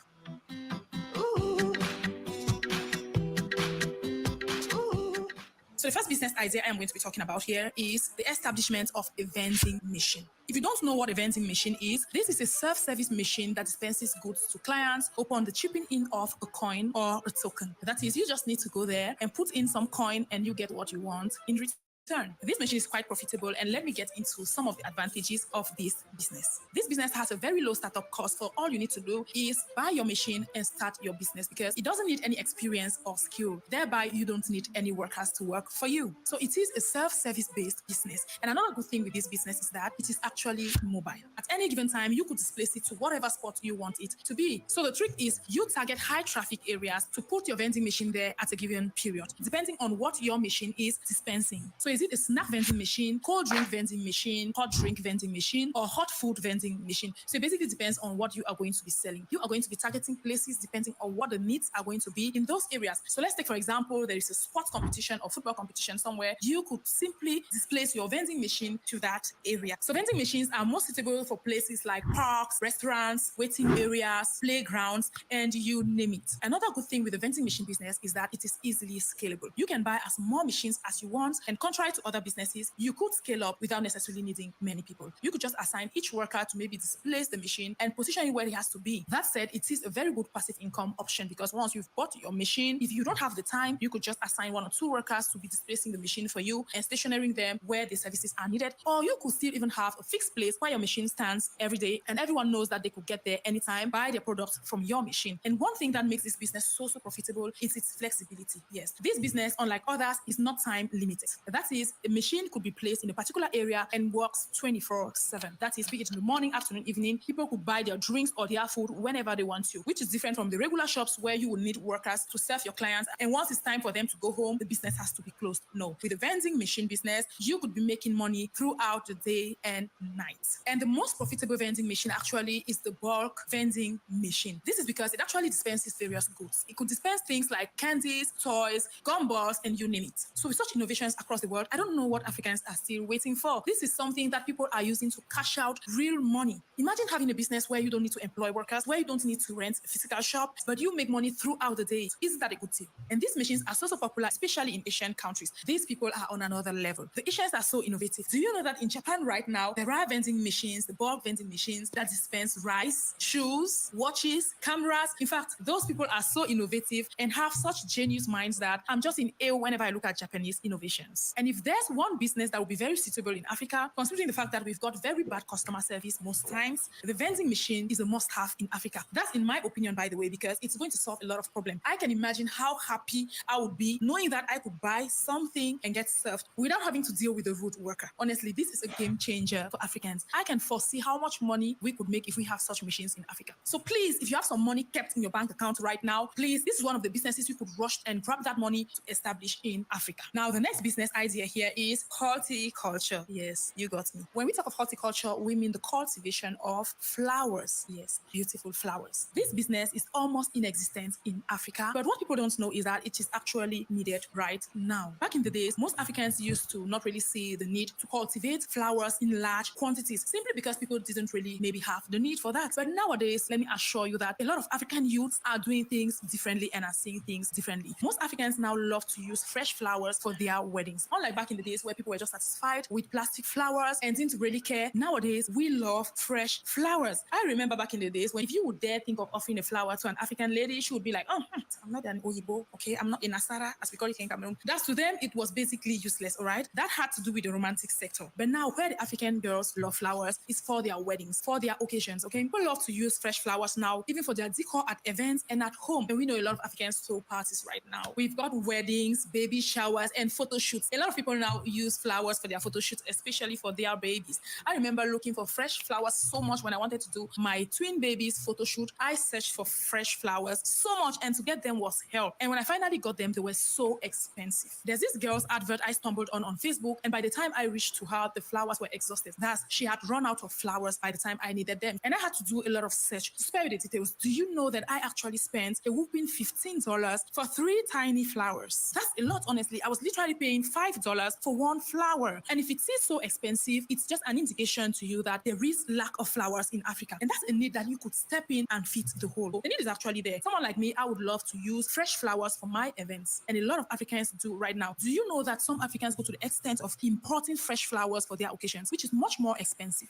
Cultivation of flowers will be a game changer for any entrepreneur in Africa right now. And I know what I'm talking about. And that said, it might interest you to know that we have a database of suppliers of certain products already. So if you're interested in getting into contact with suppliers and distributors of certain goods, please do well to reach out to us through our email, or you could still subscribe to our membership, where we have an option there for our members to join a WhatsApp group where we put together these people in order for them to network together. And there are lots of opportunities you are going to be finding there. It might interest you that we've started investing in land banking in the whole of Africa already. We've had a pretty good collection at hand. I'm talking to you right now. If you are watching from Kenya, there's available land in Kenya right now in hectares. When we talk of hectares, we are talking of hundreds of hectares available for you. If you are interested in embarking on cultivation of any product, you can consult us to know whether that will be suitable in your area. And like I said, our case study right now is Kenya, because we have huge land available for Kenyans already. That land will be favorable for those who want to embark on flower cultivation or in horticulture. So do well to contact us if you are interested. And talking about land banking, if you're interested in knowing more about land banking, I don't mind making a video wherein I expatiate the topic for you. So if you're interested, you could as well comment in the comment section land banking. And if there are more people who've indicated land banking in the comment section, I am definitely going to be making a video on land banking for you guys. Now, the third business idea here is something that is so dear to me because I really see the need for this in Africa. I am talking about the retirement home business. I had mentioned this idea in one of my videos, and that was in an old video and we didn't have a lot of traffic by then. But I am bringing it back here because I know how important this business idea is. Let me tell you why. Back in the days in Africa, I remember growing up with a lot of people at home. We had not only our moms who had all their time to cater for us, and our fathers,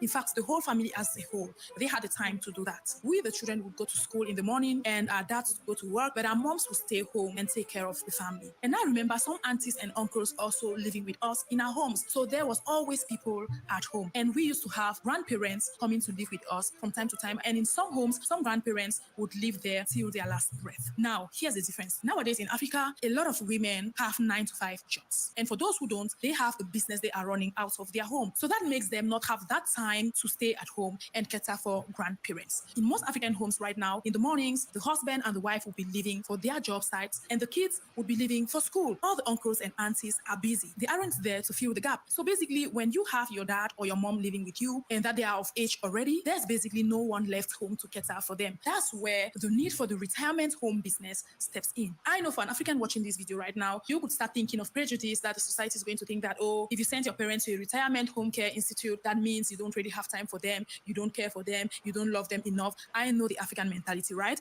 But now let's be objective here. Wouldn't you rather send your parents in a place where they will be well catered for, where someone will be responsible for making sure they take their medications on time, they take their food on time, they get to... I don't think this business would do very well in Africa, personally.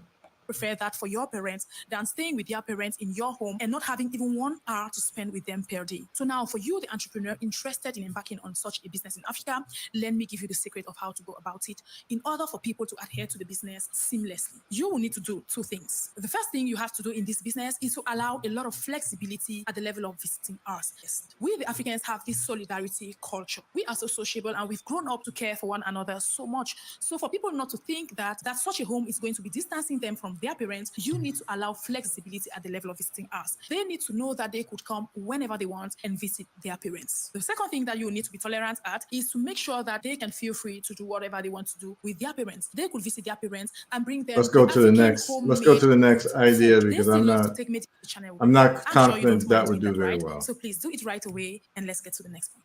Now, the next business idea here is an automobile car rental business or car mortgage business or car credit business. Whichever you want to call it, just call it. For you, the diasporans watching this video, you know what I'm talking about. You are into that system abroad. You know how easy it makes life for people to be capable of purchasing a car without paying cash. And we know how this system functions. Once you've gotten a credit card that could permit you to get a car, you are given the car and the money is being deducted from your revenue every month or as agreed. That's basically what we are talking here about. In Africa, everything you see is paid cash. Though it has its advantages, it is also very strenuous for people because a car is actually a necessity. In Africa right now, most people can't really afford a car because they will need to pay it cash. And that makes them go maybe late to their workplaces because they would have to be using public transport and running helter-skelter from here to there. It makes life difficult. Imagine a parent who wakes up in the morning and has to be at work by 8 a.m. and that parent has to go and drop their kids at school before going to their workplace. That's just an example. So let's take another instance. You are an entrepreneur, a beginner in Africa, a startup entrepreneur in Africa. You've got business deals to close, right? But then there's a certain way you need to present yourself. You can't be going for a certain business negotiation of a certain scale or caliber, then you don't own at least a car for your displacement. Those are certain technical things that go a long way to build your brand, all right? You could have the intellect and the capacity to thrive in a certain domain. But the fact that you don't have the charisma needed to close certain deals, you are going to be facing a lot of limitations. So just imagine a case wherein you have a business deal of, let's say, $100,000 to close, and you dress up nicely in a suit, you put on nice shoes, and you are fit, looking great for the deal. But then upon arrival, you are alighting from a motorbike or a cab. Just imagine what could be going on in the minds of your business partners. They won't necessarily say something to you, but it will be very weird, and that alone might go a long way to affect your business negotiation. It could basically drop your bargaining power. Well, those who are into business are going to understand what I am explaining here better. But the idea is there are certain things in life that are actually necessities for anyone who wants to go to a certain level. And a car is one of those things. Such businesses are quite popular in other parts of the world, but are still very little or non-existent in Africa. So one thing with this business is that it is very, very expensive to establish, all right? But if you've got the money or you are good at networking, you could get partners that you could partner with and establish such a business to help Africans. And if you have good public relations, you could also get... So yeah, what she's saying here, car rental business would be very profitable if you can get a cheap car in America, particularly Toyota, where you can get parts, and you have people on the ground who can actually fix the car when it's damaged. You can literally be printing money in Africa with a car rental business. I know when I'm in Africa, I rent cars because I don't buy any cars while I'm there. I rent, and I rent anywhere from, let me think. And these weren't like brand new cars. So I had an SUV that I rented, and I believe I was paying for the SUV probably around $450 a month to rent it. A regular car, you might pay $300 a month. So if you're able to get cars for cheap, and I know Lowell, you're able to do that. I actually have some people who would help run that type of a business on the ground. They've asked me about it. Their only problem is sourcing cheap vehicles. And I think I did call you one time from Africa, Lowell, and we talked about it. And I'm just so busy with so many other things, but that is a business. If you can get one of these cheap Hondas for like $2,000, these cheap Toyotas for like $2,000, and ship them over to Africa, and then have a place where you rent them out and have a website where people can go to, it would do very well. It would do very well. So let's get back to it.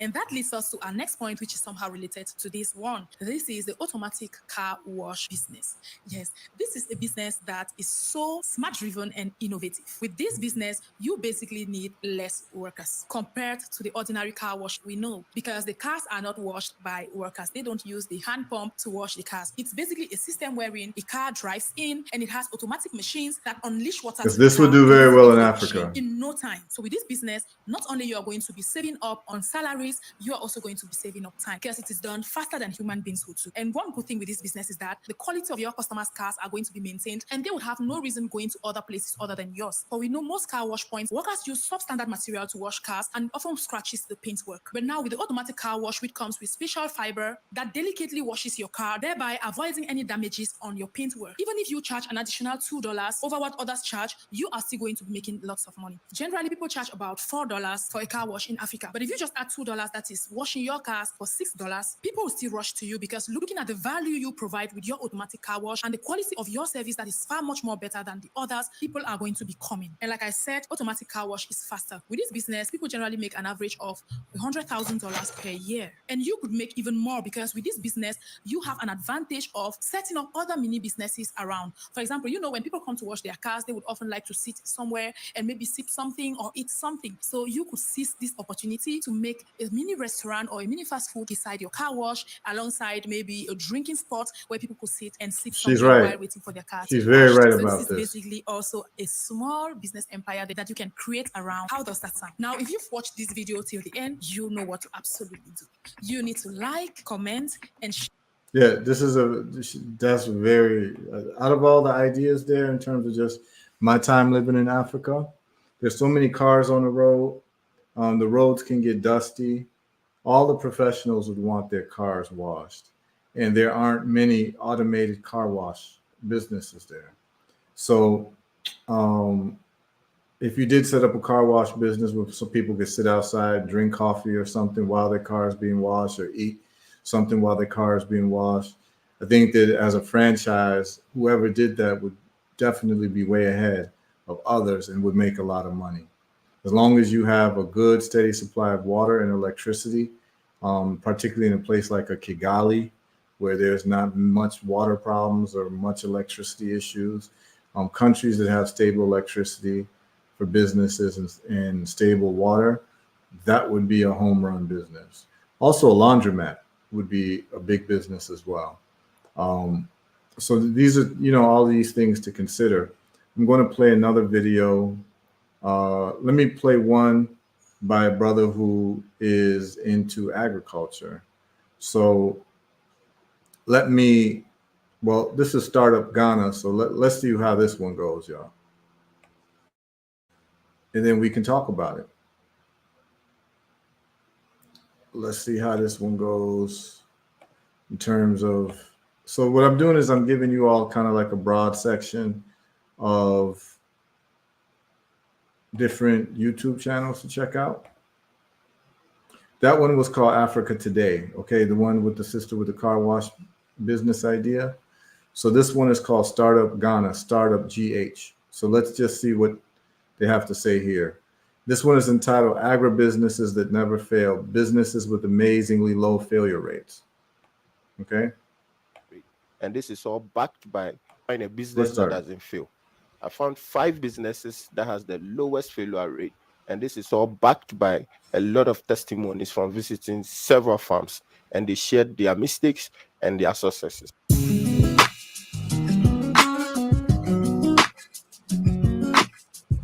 So this is on the agricultural side. A lot of people ask me about agriculture in Africa. First on my list is sweet potato farm. Sweet potato farming is a very lucrative venture that requires low startup capital. The demand for sweet potato is very huge because of its wide use cases. Sweet potatoes are very nutritious when cooked or fried. Apart from that, they are used in the production of animal feed, industrial uses like starch, etc. The plan is to produce consumption. To execute this plan, you need to get a ready market for your produce. You need to target potential customers that buy in bulk and regular week. You basically need about 20 or more of the market women that fry yam and occasionally sweet potatoes. After acquiring your customers, they can help you select a suitable variety they like. The next thing is the production, which is quite easy. Sweet potato is a 90-day crop. To start with, your land selection must be on point. Sandy loam or loamy soil is best. Do proper land preparation. Plow, harrow, and create ridges. Leave the land for the pre-emergence grasses to start growing. Then apply a systemic weedicide. Leave it for 2 days or more, and use this period to make the potato vines ready for the food planting. When planting your vines, make sure you use good planting space and plant 2 vines per hole. Water the field or make sure there is enough water moisture in the soil for good germination. There is little maintenance when they form cover. Potato is a creeping plant, and also because of the systemic weedicide you sprayed, the potato will form its cover before any grass re-emerges. All you got to do is monitor for pest and disease infestation. After 90 days, you harvest, bag them nicely and supply to your customers. On the average, you can get 40 bags on an acre or 6 to 10 tons. The price per bag differs from region to region. This year, it went for between 600 to 700 Ghana cedis per bag. So you can get 6 to 10 tons of potatoes per acre. That's good to know. And these are sweet potatoes. They aren't just like the Irish potatoes. That's 24,000 to 28,000. You are looking at a net profit of about 20,000 in 90 days of hard work. This figure can be 3x if you target the export market. Second on my list is off-season tomato farming. Off-season tomato farming is very lucrative because of the high demand gap in the dry season. Majority of the farming here in Africa is rain-fed, hence farmers' inability to produce in these times. Again, the perishable nature of tomato makes it impossible to store it fresh for long. This creates a sweet spot for smart farmers who have invested in irrigation, instead of traders traveling as far as neighboring countries to import tomato to Ghana. So this is tomato. In Ghana, they pronounce tomato tomanto, just for y'all to know.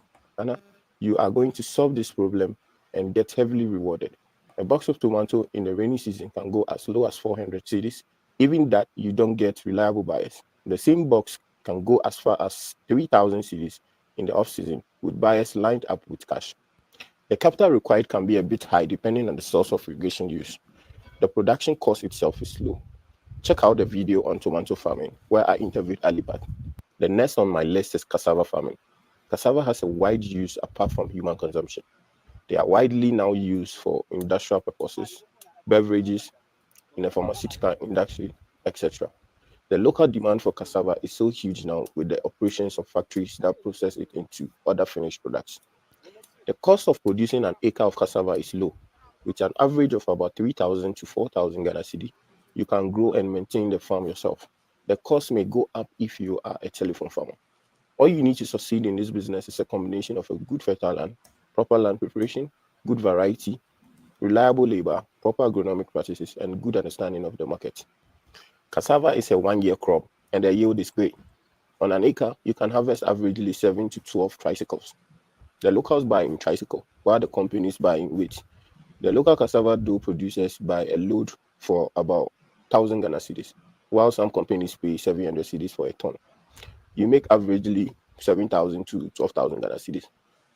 Additionally, the sale of cassava sticks to new farmers give another source of revenue. A bundle goes for 30 cedis. So the exchange rate, when he talks about CDs, he's talking about the Ghanaian currency. The exchange rate right now is 13 to 1. So whatever he's telling you in CDs, you divide it by 13 to find out what it'd be in dollars. All right. Plus, and you can get about 6,000 Ghana cedi on an acre. This profit can increase in the rain season.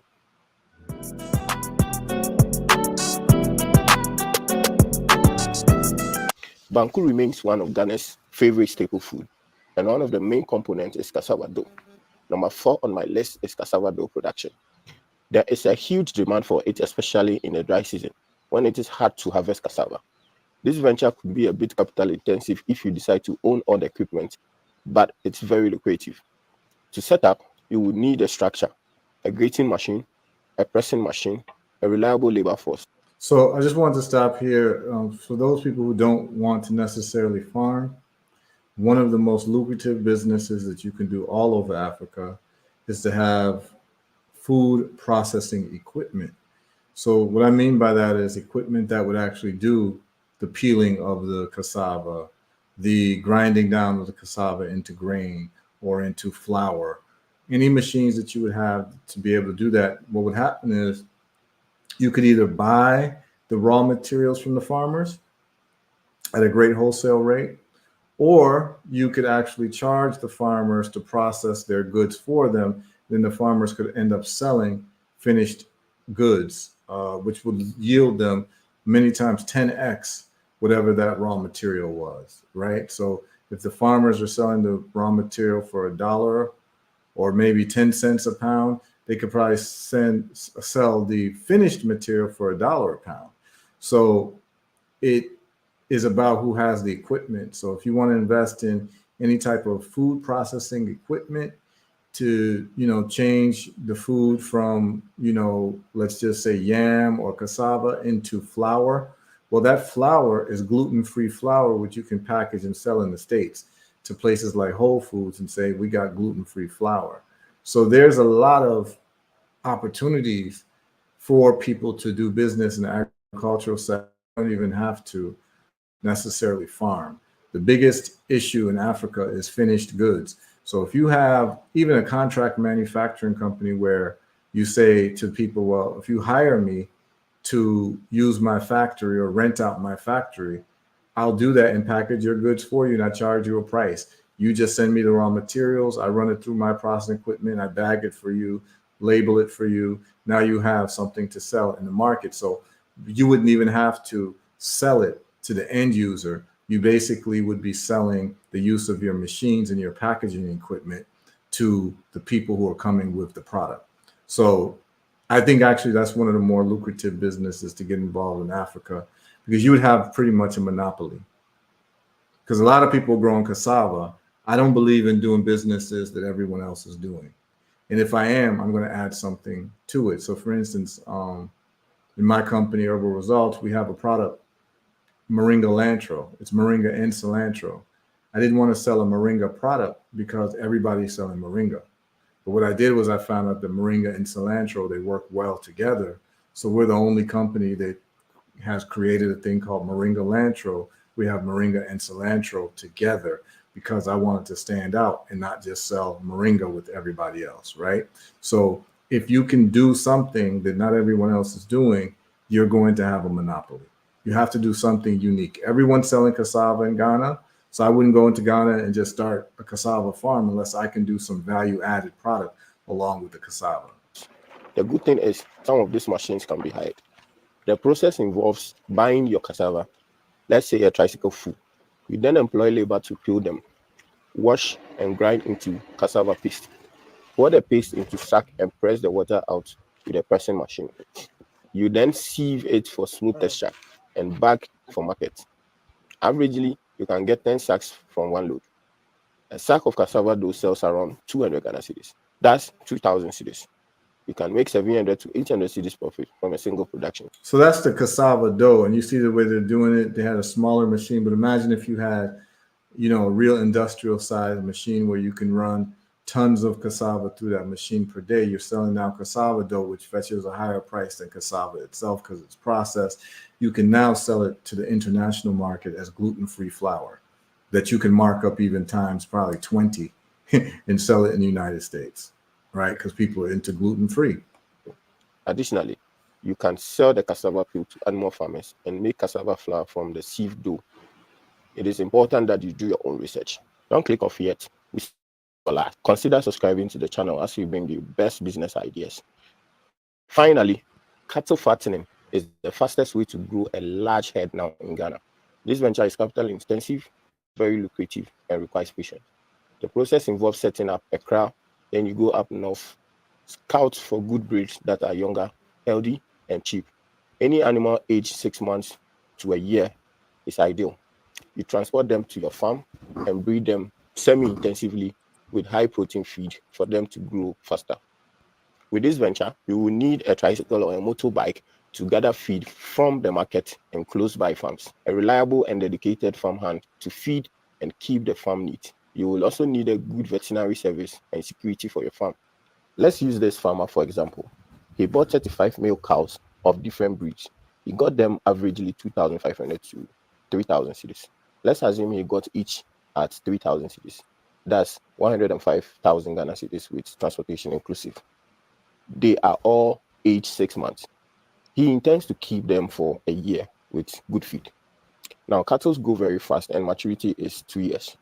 He intends to sell all in the same festive season and nothing less than 10,000 each, depending on the size. He will make a gross profit of 350,000 Ghana cedis. Again, he can equally decide to keep them for 2 years and sell at 25,000 each and make a gross profit of 875,000 Ghana cedis. The earning potential depends on how well you breed your animals. If this farmer decides to send all the 875,000 Ghana cedi to market to restock at even 5,000 cedis per animal, he can buy 175 cattle. You don't need to start with 35. You can start with one and learn. Some misconceptions are you need a Fulani to manage your cows. Cows are for Muslims, they are dirty, etc. Most of the times, you realize that the things that people highlight as best aren't that great, and the things that people don't highlight at all are the things that are the hidden gems. It is very important you get a mentor and learn and understand the market dynamics before you invest your one CD into this venture. Do your own research. I am not a financial advisor, and this is for research purposes. Now, I need a favor from you.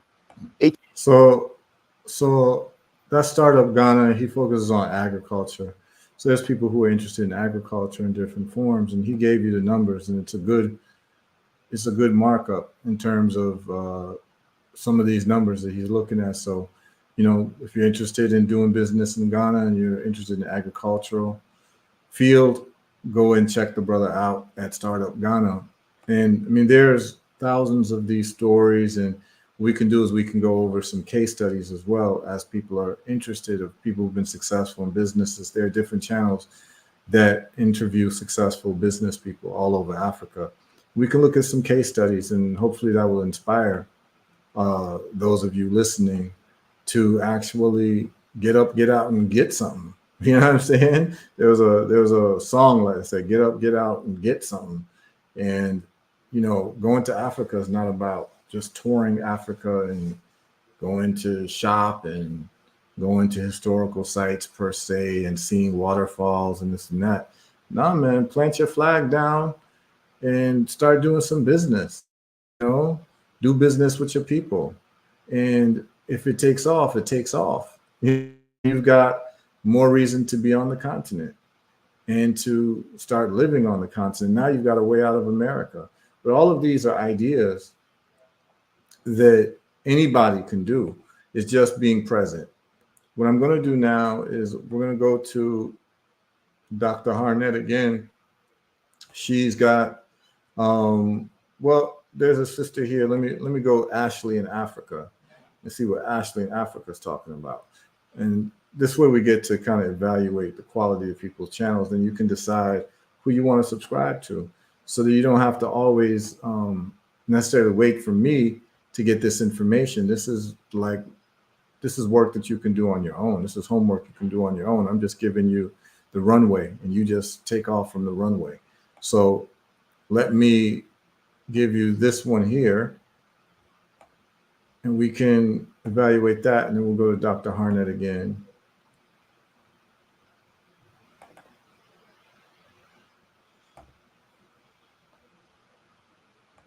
Specific person. I am speaking to the people that see the value in the. Let's start at the On beginning. this channel, I'm speaking to a specific person. I am speaking to the people that see the value and the promise in Africa, not the people that want to debate with me about being African or not being African. Exactly. Or why Africans come to America. Exactly. Or why other people of different cultural origin come to America. On this channel, we talk about the promise of the continent of Africa. We talk about the value in experiencing life on the continent of Africa. We talk about the healing that happens in becoming a divine masculine or a divine feminine here on the continent of Africa. We talk about motherhood and the peace of raising children, African children, in a community where they are not constricted or restricted by the color of their skin. We talk about the beauty of the continent, right? And we talk about the economic promise of what Africa is and what Africa will continue to be as what I believe in my thesis, my hypothesis, the most powerful continent in the 22nd century. Okay, so that's who I'm talking too. And if you are here, welcome. Welcome back. My name is Ashley. On my channel, Ashley in Africa, I talk about my experience living, moving, and doing business here on the continent of Africa. I share my experience of love, self love, interpersonal love, motherhood, and entrepreneurship. And if that sounds interesting to you, please be sure to subscribe to the channel and like this content. And also share it with someone that you think would find value in it as well. And, on in this video, we're going to talk about the fastest business that you can start on the continent. I talk a lot about doing business, I talk a lot about healing, and I do believe that when you move abroad from the West, especially as a child of the diaspora, as an African who was removed from the continent or left the continent and has since returned, healing is required. We experience a lot of things when we go to the West: stress, discrimination, abuse, um, on and on, right? We experience a lot of things in the West, and it is to our best benefit, to our children's best benefit, to our brothers and sisters here on the continent. It's to all of us, it's a community to heal before we jump into doing any business. But also, business is hard, like, especially coming to a country where you don't speak the language or there are cultural differences. You have to take time. And one of the businesses that I found to be one of the easiest businesses to start is consulting. And I have my notes, so I'm going to refer to them as we go through. But consulting, it is the fastest business to start. What skill set do you have that can be applied to the continent today? So I'd like to say, as I've heard it said before, Africa is a place for problem solvers. It is not a place for people to come and discuss all of the problems that exist. There are problems everywhere, but Africa rewards those who can find solutions to the problems that exist in an effective and oftentimes innovative way, right? And every place is not open to innovation and change. And so it's also understanding the markets in which are going to be prepared for that change, prepared for that innovation, and also be welcoming of that innovation and of that change. And so, can you solve legitimate problems that exist on the continent? And if so, there's your business. Like, you can start a business by solving the problems with your current skill set. And so stick around to the end. I'll talk about some of the recommended skill sets that I've seen that I feel are like just gold mines in coming to the continent. And also what I've done and how I've shifted my prior business model of exporting high quality, high value crops to consulting different companies and doing business development for them based on my skill sets of relationship management, marketing, sales, presentation skills, all of those things, right? Okay, so as I mentioned, Africa is a market that favors people who solve problems. So if you are a problem solver, if you are somebody that can teach how to solve problems and knows how to communicate a way to teach that skill set, you will thrive. You will thrive. Not only doing that on the continent, but begin doing that online. So I'm also going to be sharing these tips and these tools at the Exodus Summit, which is a virtual summit for Black women who want to live abroad, travel the globe as a digital nomad, and or take a sabbatical. So register via the link below in my description and hearing me speak live about how to start a business abroad and how to increase your impact, your income, and your influence abroad. I can't wait to see you there. Click the link below, register for my special price, and you will not regret it. Over 2,000 women have already registered. It is happening this weekend, October 7th through the 10th. You don't want to miss it. You do not want to miss it. So as I mentioned, Africa is a market for those that can solve problems. And that's why the opportunity to build, to grow, to execute, to collaborate on the continent is so rich, and why I personally believe in it so much. There is a huge opportunity here on the continent. 7 out of the 10 fastest growing economies in the world are here on the continent of Africa. Some of them, include Egypt, Tanzania, South Africa, Ghana, Morocco, Rwanda. Some of these lists get construed, but the fastest growing economies, 7 out of 10, are listed to be on the continent, which is the most powerful, the most rich in natural resources, and has the largest population and the largest expected to grow population in the next 8 years, right? So some of the skill sets I feel are super valuable when doing a consulting business here on the continent include sales. You can not only sell a product, sell a service, and teach people how to sell. You got it. Marketing, If you can teach people how to market, if you can market a service or a business or a country, tourism, if you know how to market a brand, a service, a company, a product, you can help the emerging economies of consumer goods on the continent of Africa. If you're Let me just stop it right there. We're going to continue with what she's saying, but I want to just kind of pinpoint some things here. This is what you all need to know in terms of like sales, right? Because that's where the rubber meets the road in any business, is that you need to be able to sell. Whatever you're making, you got to be able to sell it. Well, here's the thing.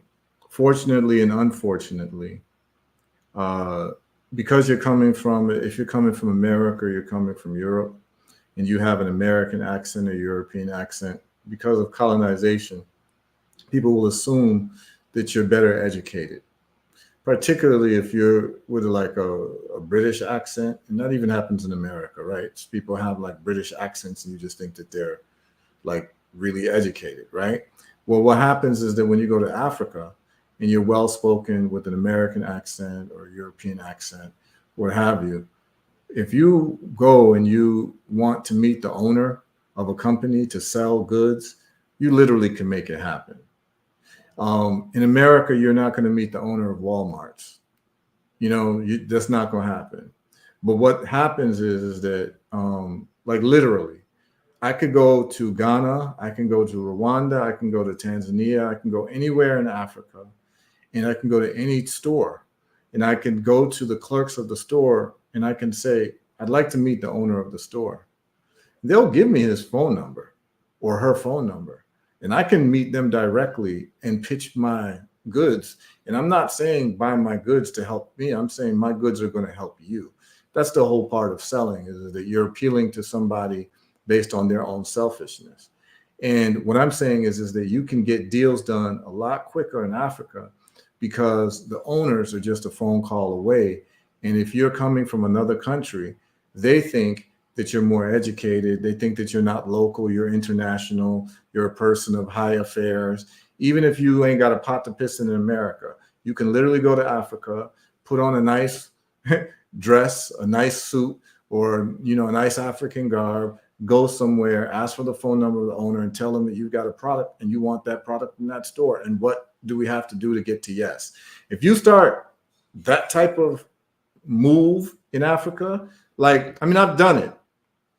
And I've definitely done it. Like when I'm in Africa, I've gone to like pharmacies and been like, I have this product, olive leaf extract. We're doing all of this great stuff. I see all of this other stuff in the store that I consider to be inferior. What do we need to do to get my product in the store? What do we need to do to get to yes? That's the way I talk when I'm in Africa. And what happens is that they're like, damn, you serious about business? And they'll tell you this, they'll tell you that. But if you go to Africa, not as a tourist, but if you go in saying that I'm going to be somebody here, I'm going to be somebody of high affairs, I'm going to be someone who makes things move in Africa, you find yourself talking differently than you usually talk. The problem with America is that America is such a big place that you rarely get to meet the final decision maker of anything in America. And you're used to that. You're used to only maybe talking to the manager. But in Africa, because of the way Africa is, you literally can meet the owner. And if you know the right people, you can meet the president of the country. It just depends on who you know. If you want to pitch something to the president of any African country, you just need to know 2 or 3 people positioned in the right way.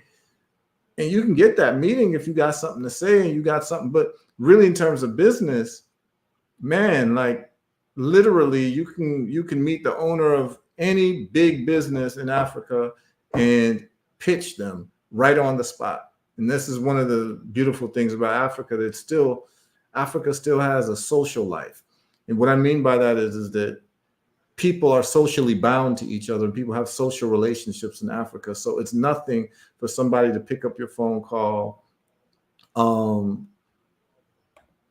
Just as I was able to meet the president of Dominica. Yeah, I think the first time I went to Dominica, I met the president of Dominica. My wife's mother worked in the president's office, and she told him about me and his work I was doing around solar. And the president said he wanted to meet me. And we met. I'll never forget. We met at a place called Fort Young in Dominica.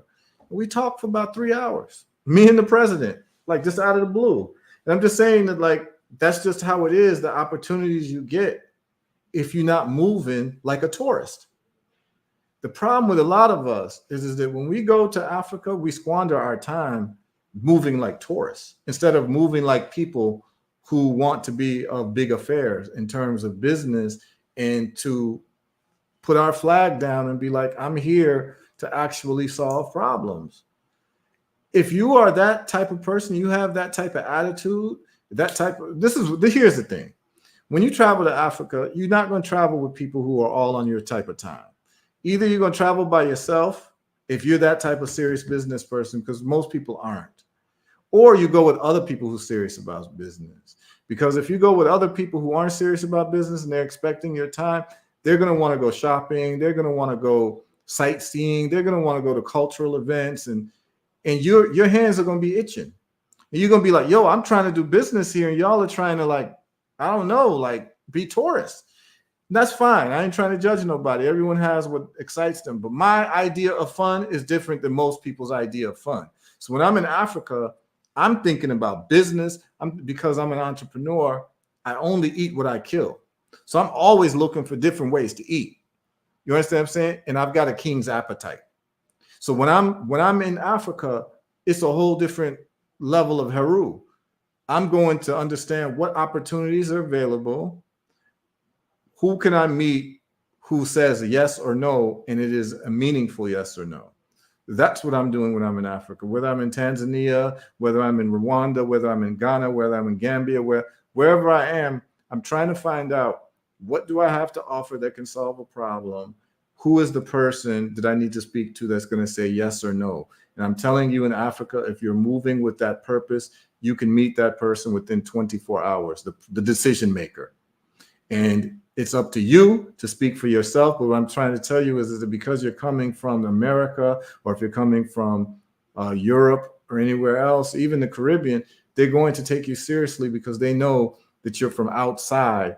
And for you to actually come there knows that it took some money, it took some investment. And the fact that you're actually interested in investing in the country, and if you just speak a little bit, like, just here's another cheat code.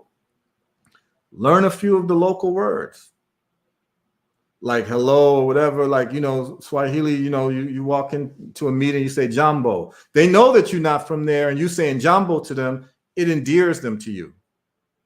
You understand what I'm saying? You don't know it, just say, Hakuna Matata. You understand what I'm saying? People are like, oh yeah, Hakuna. This is a way that breaks the ice with people. Anywhere you go, like, I didn't know Spanish when I went to El Salvador, but I learned a few things in Spanish to be able to say that endeared people to me. So the owner of the place I stayed in El Salvador, turns out he was for that section of El Salvador, he was one of the main contractors there. He built houses. So the place where we stayed was a hotel that he built. He was the owner.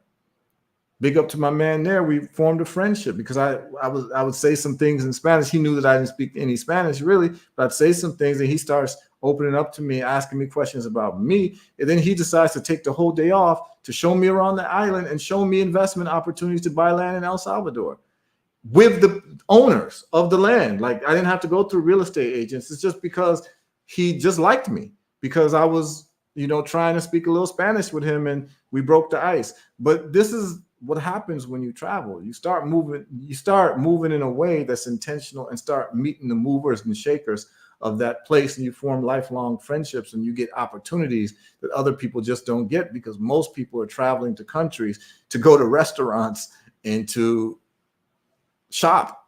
You understand what I'm saying? Like, so you're gonna have the advantage over most people. Those people tuned in to this show on a Monday night are people who's about that business. So that's why I'm giving you all this type of content. So let's continue what the sister's saying. Doing that in the West, you can do that here. And while the pricing and the income structures may fluctuate, the opportunity for growth is even more massive because the population is growing, the middle class is growing, and the opportunity for income is growing as not only the local population is growing, but the foreign investment is growing as well. I hope that makes sense. Customer service, we hear about it a lot.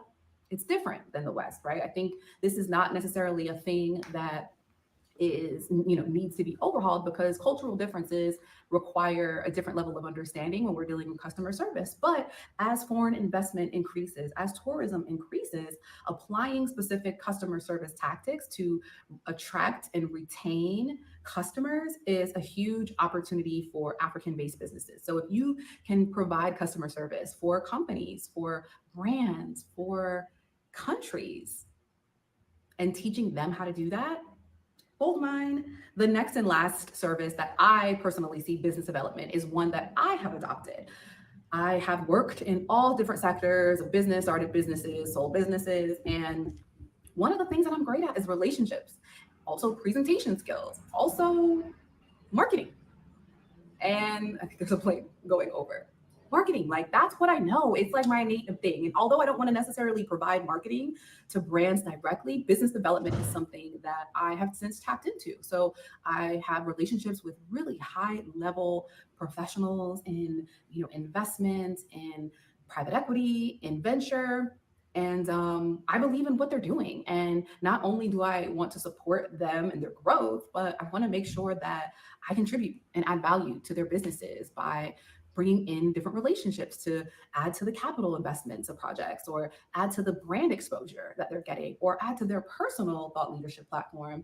And I have since added the business development arm of our business, Brand Up Global, to the work that we're doing here in Tanzania, as well as in South Africa. And I have found so much success in that. And so those are some of the skill sets based on my personal experience, based on my love for the continent. And if you have an interest in starting a business or growing a business and feel like those are some skill sets that you have, I would love to work with you. I would love to help you in establishing or growing your business specifically to Tanzania or South Africa. Please connect with me via the link below, get on my calendar, let's schedule a call. I'll walk process and who to connect with to establish that business, give you like an expected timeline, as well as some of the benefits of establishing a business, getting residency in specific countries, and ultimately the economic promise of your business. So I hope that was helpful. Please be sure to leave me a comment below, like the video if you found value in it, and share it with someone that you think would find value in it as well. Until the next video, I'll see you soon. So let me just say a word about sisters like this. There's a lot of brothers and sisters in Africa like this. And what do I mean like this? Yeah, so Nzinga says, this is what I experienced in Haiti, was able to get contracts because I was a foreigner. I did not expect. It built in trust, right? So look, what you find in Africa, what a lot of folks are kind of shocked by, you find a lot of people like this sister in Africa. They're not necessarily going to be RBG'd out. They're not going to be wearing red, black, and green. They're not going to be talking a lot of Pan-Africanist rhetoric and using a lot of the catchphrases and quoting Dr. John Henry Clark and what have you. A lot of people like this sister here are in Africa because they feel like America, they've hit a ceiling. And Africa is nothing but sky. And that they can rise in Africa better than they can rise in America. That the opportunity is so profound in Africa that it has nothing to do with disliking America. It's just that they've seen the direction that the wind is blowing in America, and they see it as a falling opportunity in America, and it's saturated in America. And they're in Africa because they think that Africa represents a better opportunity. So they're there for opportunity, y'all. They're not there for necessarily politics or even history. They'll say, yeah, it's nice to be in a black country as a black person, but they're not so deep into the history and the culture and, all of those things that we would think folks would be into who are, dying to go to Africa. No, a lot of these people are literally economic opportunists, and they see that Africa is the future and that Africa is the economic opportunity of a lifetime. So that's why they're in Africa. You talk to them. I mean, I meet them all the time. You start talking to them about different, they're like, huh, who's that? Like Amos Wilson, who's that? Like John Henry Clark, who's that? Like, you understand what I'm saying? They don't have the cultural and historical affinities that a lot of us who studied these things have, but they're in Africa. And a lot of us who talk like that have never even booked a ticket to Africa. So what I've seen is like, you know, rhetoric goes nowhere. You've got people who are doing more for Africa and more in Africa who don't know any of the rhetoric, don't know any of the, you know, key lecturers of our time. They're just in Africa because it feels good to them. And they just know intuitively this is the opportunity for them. And you see these people all day in Africa. And it's just, you know, there's a saying that a good friend of mine, Obadale, has that I take. He says, you know, everybody's in Africa except for Pan-Africanists. You know, it is true. I meet many Pan-Africans outside of Africa than I do in Africa. And it's crazy. Kashaku says she has a beautiful story. I believe she's an economist. Okay. And Zinga says, question, I feel like it is nuanced as women navigating the space. What strategies would you suggest so we avoid inappropriate interactions? Right. And then I'll get into that. Right. She left everything in 2020 and never looked back. Yep. So let's get to Nzinga's question. So here's what I would suggest. I would suggest that if you're a woman and you are moving like alone, there are a lot of women who are moving by themselves in Africa. There's a lot. What I would say is that if you are going to move around in Africa as a woman, I would definitely recommend East Africa over West Africa. And what do I mean by that? I wouldn't recommend Nigeria. I wouldn't recommend Nigeria as a place where you go as a single woman or just as a woman without a husband, because Nigerian culture is definitely more aggressive in terms of male-female relationships. What I noticed in East Africa, in Rwanda, is very safe for women. There's no like hitting on women in public. There's no catcalling. None of that happens. And I didn't see that much in East Africa. I didn't see it in Tanzania. Kenya, I didn't spend enough time in Kenya to be able to see. But I certainly have friends in Kenya where I can ask that question. But Rwanda is a very humble place where a woman can navigate without having to deal with any of those problems as a woman. I would definitely recommend Rwanda. I would recommend Tanzania as a woman. People are just more laid back. People aren't as giddy. People are very cool. You don't see that aggressiveness that you would see in maybe Nigeria or even a Ghana, where, you know, you're walking, a man might just grab you by the arm and start trying to talk to you. They would never do that in Rwanda, ever. Men don't just grab. But what they do in Rwanda, though, is that, and it's not just the men, the women also, they stare a lot. So they just stare at you. You know what I mean? But they're not staring like a stalker stare. It's just, they never developed the reflex to look away.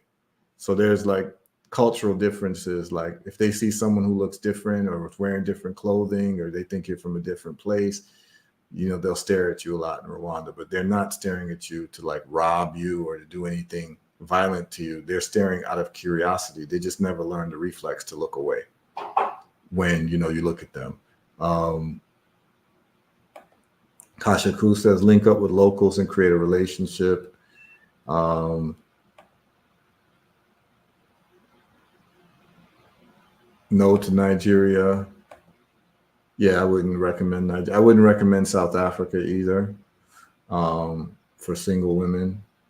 But Rwanda would probably be number one on my list, because, and probably Ethiopia. I've never been to Ethiopia, but I've lived with Ethiopian men, and they definitely aren't as interested in women as, let's say, Nigerian men. So probably Ethiopia could be a place you go. Even though I've never been there, I just don't think their culture is aggressive in terms of the men being aggressive. Yeah, Kashiku says, in Nigeria, my friend and I had to hire a man to play a proxy husband, because they respect married women. But if you're not married, it's like you're up for grabs in Nigeria. most of these countries have expat WhatsApp groups. They are very usually helpful. Yeah, exactly. They stare even at Rwandans. Ha ha ha. Is it an East African thing? Yeah, I think it's a cultural thing. It's probably an East African thing. I think East Africa is a much better place than West Africa for single women. And Lowell says, word, I see. So yeah, I think what it starts with in Zynga is picking the right country first. So if you're in the right country, then you can move a lot freer without having to necessarily discern between who and who, like you would, let's say, in Nigeria or Ghana, where the Nigerian men are more blunt. Ghanaian men may be more blunt, whereas Rwandan men tend to be more shy and reserved. I think Tanzanian men as well, from what I've seen. So I think first you choose the right country, and then you take it from there. And I think the next step is use social media. So, for instance, what has helped me a lot in the places that I've been is like I'll state that I'm in a country and someone will inbox me and say, hey, my cousin lives there. You should link up with him. Or my uncle lives there. He's into what you're into. He owns this. He owns that. You should link up with them. So I think that you can leverage your social media for people who are from those countries or know people in those countries. And then you can just link them. But then also you can link me if you go into any of these countries.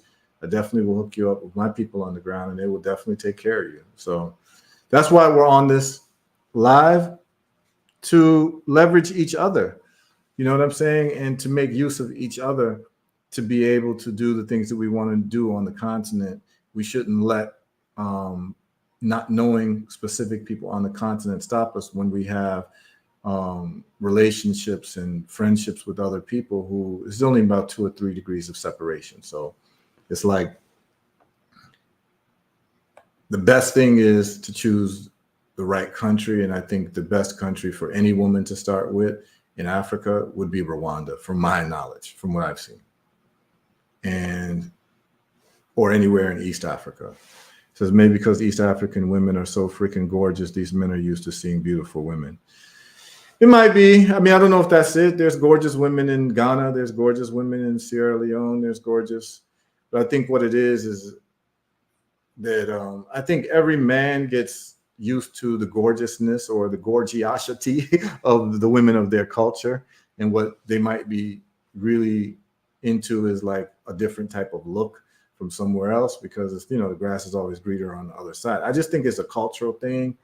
So for instance, Rwandan men and women are not loud, whereas it's quite the opposite in Nigeria, right? The men and women are loud. So because of that, people are more extroverted.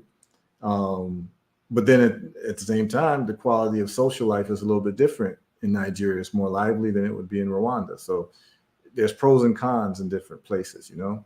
So, but yeah, for all women though, based on my travels and what I've seen, what I've experienced, and men I've talked to from the countries and their opinion about things, I think that the most harmless place that a woman can go in Africa in terms of security, opportunity, being taken seriously, because women are in a lot of power positions in Rwanda. I think that Rwanda would be the best place for a woman to go in terms of Africa, to try to settle down, do business, all that, you know? So I would definitely recommend Rwanda. So, you know, the sister got a good story. That's Ashley in Africa. Check out what she's got to say, y'all.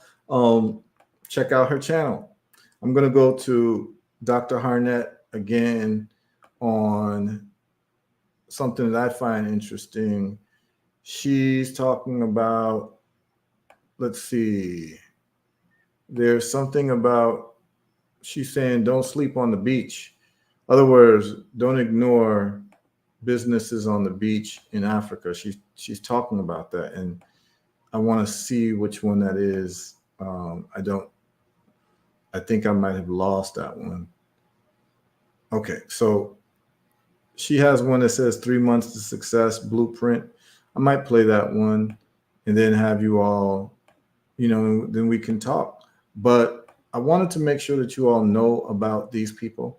These are people that I follow when I'm interested in certain topics, and um, you need to start curating your social media so that what pops up are things that are actually going to help you instead of whatever is the algorithm for the day. How many more reports can you see on P. Diddy? It doesn't help you, doesn't do anything for you, but that's what the algorithm is showing up on your feeds. That's why you have to curate your feeds. Now, I'll talk about the curation of my Twitter as well, but I definitely want to make sure we cover business on the ground in modern day Africa. Like I said, we talk about ancient Africa a lot, and we don't spend a lot on modern day Africa, like 2024, what's happening.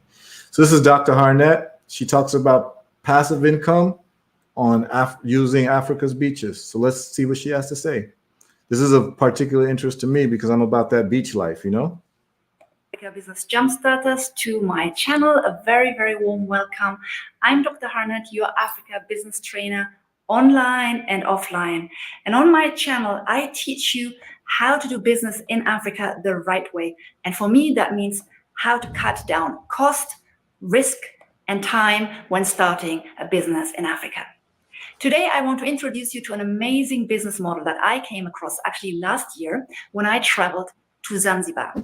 Now, I was never able to share this story with you because I actually just came out of hospital, traveled to Zanzibar to get my space and my rest. And shortly after, I crashed, as you know. So I have been out of YouTube for many months and out of business really for many months, not showing up, but I had an amazing team standing by. And today I want to introduce you to that business opportunity, that investment opportunity for Africa's waterfronts. So what you need really is a popular waterfront. It could be along a beautiful beach, maybe in Accra or Tanzania or Mombasa, Kenya, or around the lake, maybe in Zambia or Uganda. And you could create a true passive income stream. So without further ado, let's get the clip in sunny, amazing Zanzibar rolling for you.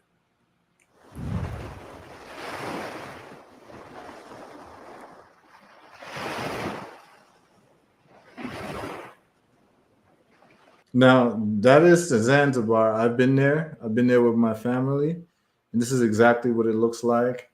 And at a certain part of the day, all of the water recedes, and you can walk about 1.5 miles into this water where it's just the bottom of the ocean.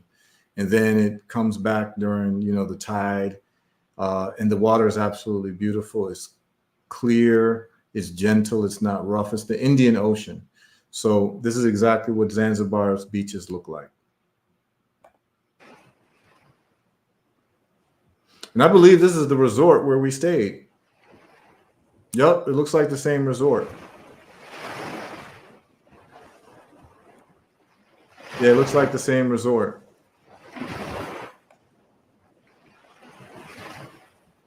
Look at this beautiful, beautiful compound. It's a really big resort, and the beach is just down the road. Good. I'm talking about business opportunities at the beaches of Africa. Okay. So one is to open a water sports center. You. Not me. Like, people who want to start something in Africa. Yeah. It could be Zanzibar, it could be Mombasa, it could be Ghana. Also, right? Somebody bless me. So how This is snorkeling. Oh, you're for snorkeling sports, snorkeling safari. Yeah, exactly. How much is it? This is like a $35 per person. Okay, $35. For how long? Like a 2 hours and a half. 2.5 hours for Yeah. $35. Yes. That's not bad. Yeah, correct. Because this one we do 5 kilometers from here by the north. Right. First we take a car, 5 minutes, then we take a boat, 5 minutes again to top of lagoon.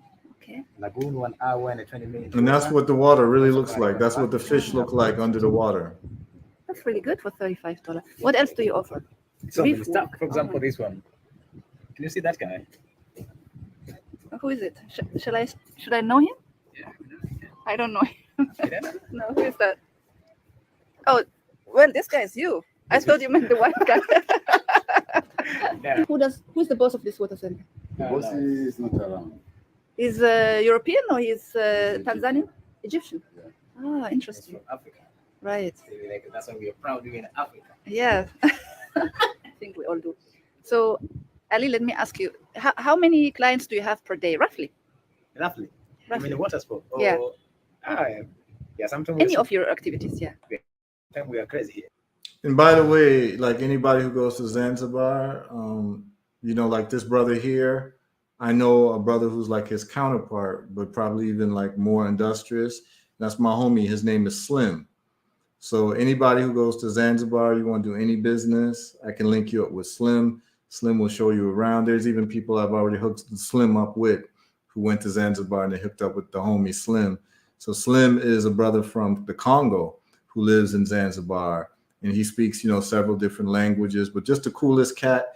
Anything you need in Zanzibar, he'll get it for you. If you're trying to do import export business, he can hook you up because there's a lot of spice trees on that island, Zanzibar. They have spice forests there where you can actually look at cinnamon trees and curry and turmeric and all these different trees that exist.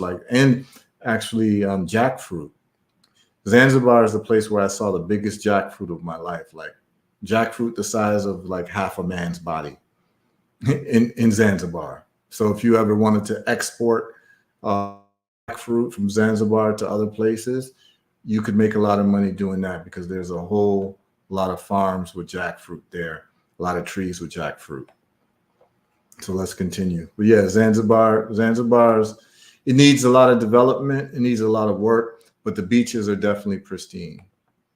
Because it can get a lot of people. It's very busy, Until, crazy. like, I know, do it. I want to do it. I know, I'm tired. Do it yourself. We push Right. yourself, but please can do it yourself. Right. Yeah, sometimes we're a little bit crazy. Crazily busy. Yeah, it's busy. Oh, interesting. So let's say low season, high season. What's your average number of clients per day? Like 5, 10, 20 per day? No, it depends on what the day. For example, like on a high season, Yeah. you can get like more than 20 people here. This is snorkeling only, you can get to 20 people. For snorkeling only, you can get Only 20. that, 20 people. Oh. So look, guys, we just heard it from Ali. This is really, really potentially very profitable business, and it runs almost without you. It's really passive income. So look at the owner. He's Egyptian. He's not even around, and the equipment and the staff are doing the business for him. So you could open this in Zanzibar, Tanzania. You could open this in Kenya, in Malawi, in Namibia, in Ghana, Nigeria, Senegal, the Gambia, you name it. And anywhere where really you have a coast with enough hotels along the coast, because you need a steady influx of people. So basically, you're not doing the promotion yourself on social media or or online. You let the hotels do the promotion for you, and the hotels have the influx of tourists staying at their premises, and you are just then providing services and sports activities. So basically, what you do is you just go to the hotels and give them a value added component of the hotel where the customer is going to love that hotel because of these value added components that the hotel doesn't have to supervise or pay for or even deal with. So basically, you would approach the hotel manager, the hotel owner, and say, hey, this is what I do. I mean, I've thought about it like in different Caribbean islands. Like in Dominica, I thought about having a what are those called? Speed. It's not like a speedboat, but it's like basically a water motorcycle. I forgot what they're called. It's slipping my mind right now. But and then just to rent those out, right? You could rent those out, have like 5 or 6 of them, rent them out for 30 minutes at a time, charge people a fee. You could just be making passive income, right? So if you then go to the hotels where they get an influx of customers who are looking for things to do, then you've got a marriage made in heaven. And so that's what she's trying to point out. She's just showing you the different opportunities. And this is what intelligence is about, looking at opportunities and patterns and finding where you can fit in to solve a problem. To people who are already here. So you can the hotels or people just pass by at the beach. And look, during a good day, he said, actually during the high season, he said, they're making about 20 sales just from snorkeling. And that was about $35 per person. So that would then be $700 per day just from snorkeling. So let alone all the other activities that they're offering. And that means then during the high season, they're making a minimum of $1,000 per day, an absolute minimum of $1,000 per day. In a high season month, that's 30,000 US dollars. Can you imagine? 30,000 US dollars of passive income. Now, let's say your sports center is only running at a 50% capacity. All right, 15,000 US dollars. Let's say it's only running at a 25% capacity. All right, so that is then 7,500 US dollars per month. Let's say it's only running at 12.5% capacity. That is still 3,750 US dollars, almost 4,000 US dollars at a 12% capacity. And yes, there may be days where it's raining and stormy and you don't get any clients. But hey, I really still believe this is an She's breaking down the numbers, y'all. amazing business model for Africa's coasts. And it will help promote tourism in those countries. Ghana, for example, wants to become the top tourism destination for Western Africa. Guys, this is a perfect business model. I think I should be opening a sports center, a water sports center. Yeah, at the coast of Zanzibar. So this is it from me. I hope you enjoyed this particular session. I've been at the beach the entire day from morning up to now. It's almost 4 p.m. I'm starving. But just quickly, if you're serious about doing business in Africa and doing it the right way, I have a small booklet where I show you some of the key points, the key aspects to get started successfully in an African context. Most people are just diving in with an idea, literally diving in. And this is a very simple idea, the water sports center. But there's some aspects to take into consideration to set you up for success. And that's what I'm sharing in the free booklet. So click on the link below and join my mailing list. Africa is the future. So let's start successful businesses that make an impact locally on the economy. And let's create a wonderful future for our continent. Goodbye, guys. Goodbye from Zanzibar. Yeah, so as you all see, there's a lot happening in Africa that's happening without many people knowing what's going on. Like this is all happening quietly, and people are, they're posting it on YouTube and what have you, but most of us aren't aware of it because most of us aren't plugged in. And that is what this is why I do what I do is, man, it's like we got to plug into who's doing whatever. And as you see, most of these people, they're happy for you to reach out to them. That's part of their business model too. But it's worth paying someone like Harnett because she's got a Rolodex and she's got a contacts list that's going to change your life. So take this seriously. It could really change your life. And the next time you go to Africa, don't go as a tourist. Go as a business person. Because if you can get one deal to get done, it changes the trajectory of your life. It changes your presence. And you don't have to be in America. You could actually just be in Africa, really building a business and having freedom. Bola Kaja says, I can train employees in gold standard customer service. Rwanda needs me. Nigeria needs me more. But SMH, yeah. Well, you can go wherever. Go wherever is easiest for you to move around and to develop your business.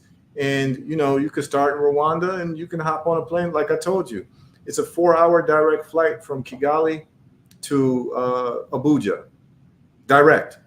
You hop on the plane, you can be in Abuja the same day, do business, and you can fly back to Kigali the next day or vice versa. So this is what I want y'all to realize is that the way things are going in Africa now, like really look at Africa as a Pan-Africanist. Do not limit yourself to one country. Like even I talk about Rwanda a lot. I don't look at Rwanda as Rwanda.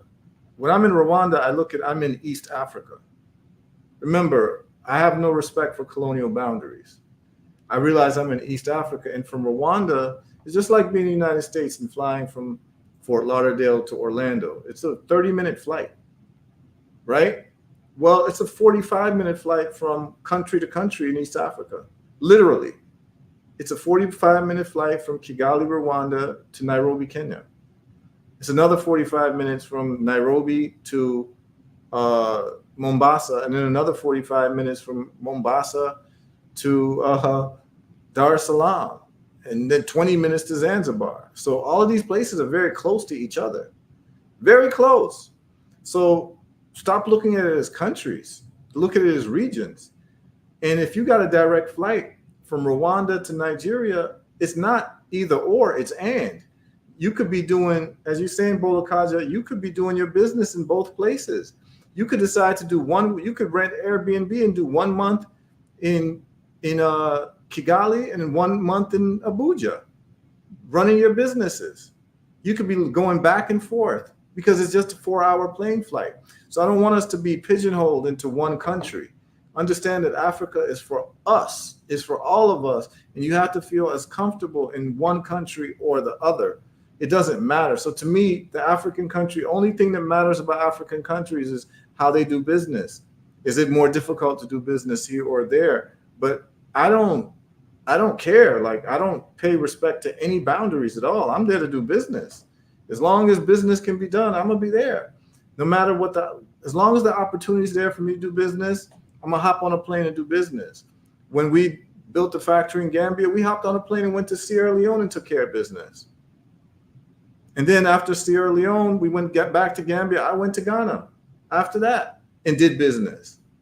You know what I'm saying? Because I'm in West Africa. So to me, I'm in the same region. I just have to just hop on a plane for an hour or two and I'm on the ground doing business. To me, I don't respect countries. Like, I don't respect that. I wasn't part of the Berlin conference and making these divisions. To me, Africa's Africa.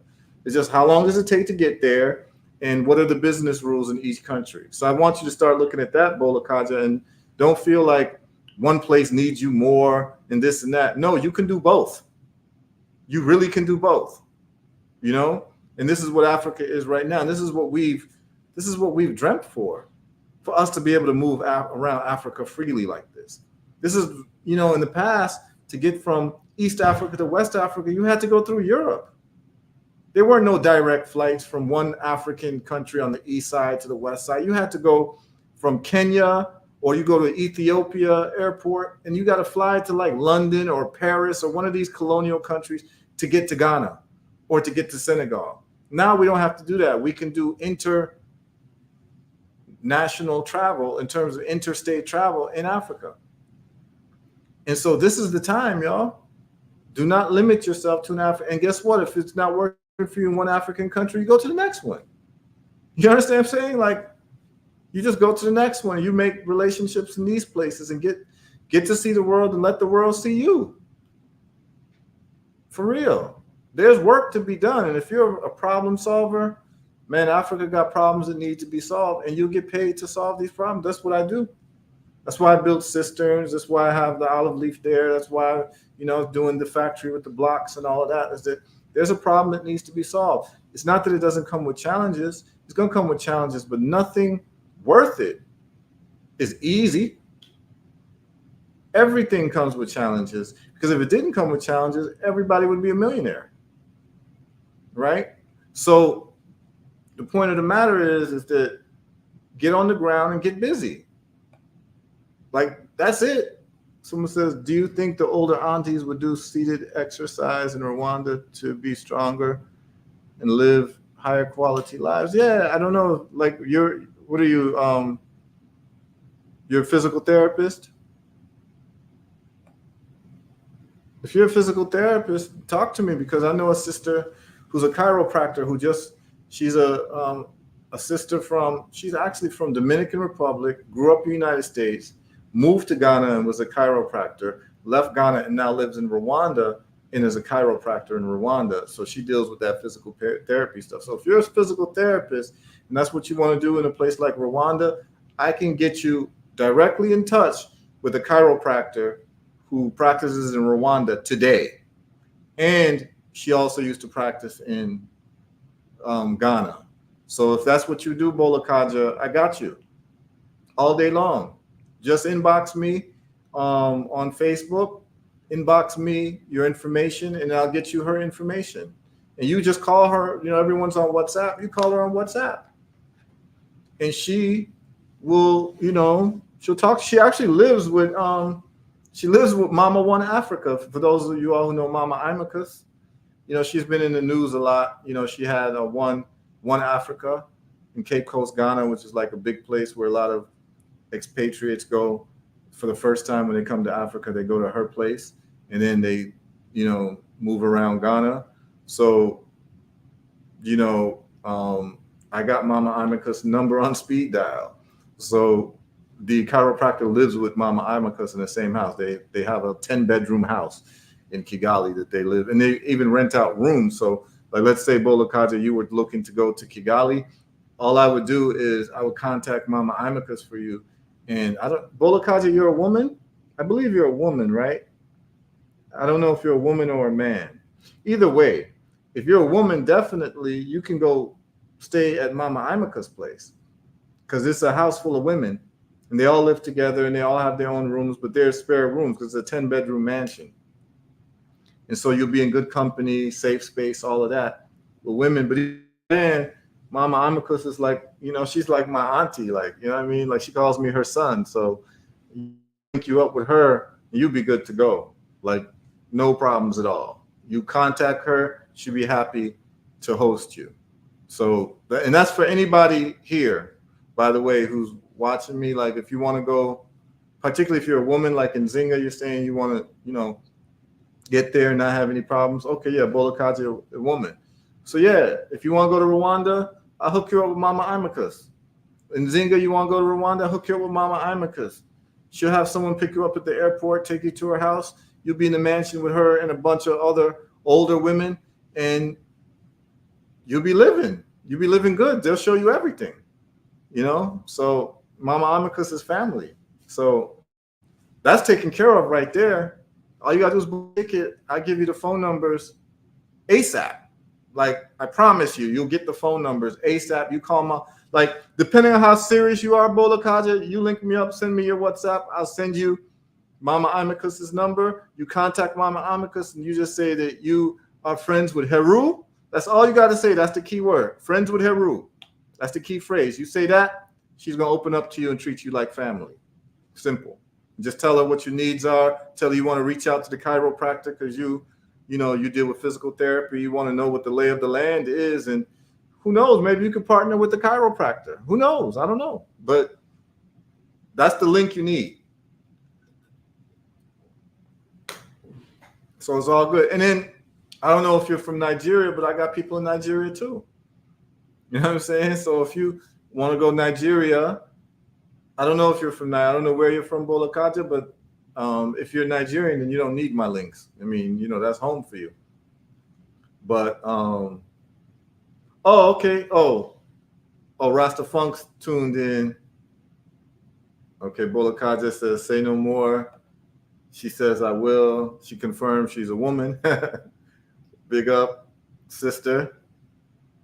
And says exciting. And Rasta Funk says she took me out in Ghana. Yeah, when Rasta Funk was going to Ghana, I said, if you're going to Ghana, I have someone that you should meet. So I gave him Mama Imika's number, and then they met up. And, he said the same thing. I'm Heru's brethren. And she was like, oh, Heru's, treat him like a son. And they met up. So, they know each other now. So, okay, this is awesome. Bolakaja says, okay, she's in DC.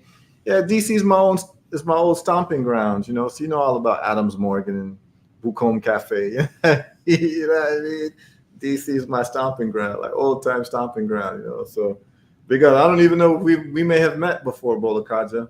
Don't know. We used to do poetry in DC here and there. Did a lot of events with the UNIA, but we might not have met. But if you were there during 90s, 2000 means you were there during midnight time. So you probably know midnight music very well because you got to see them live and direct when they were in their prime, when Ronnie was on the keyboard. So big up to Bolakaja, But yeah, Bolakaja, don't feel no way. Just link me.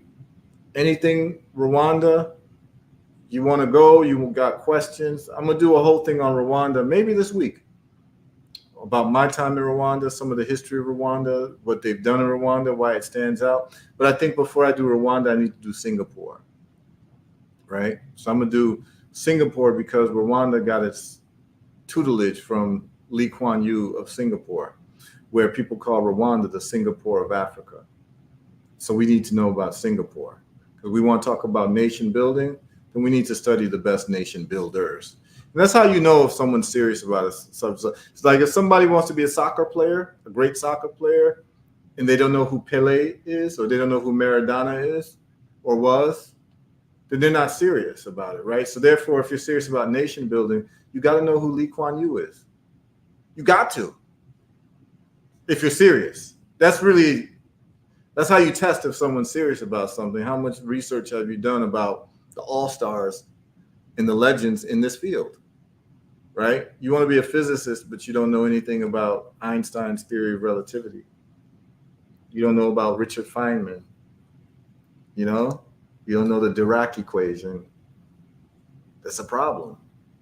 You know what I'm saying? So if you want to deal with nation building, you got to know who Sheikh Ziyad is of Abu Dhabi, United Arab Emirates. You got to know who Lee Kuan Yew is of Singapore. You got to know who modern day, you got to know who Paul Kagame is of Rwanda. And you got to know who Nayib Bukele is of El Salvador. Like, these are real nation builders who've taken their countries from 0 to 100 in a very short amount of time. And it's done scientifically. Like, there's actually a playbook for this. And it's also about being able to keep talent and attract talent, the right talent.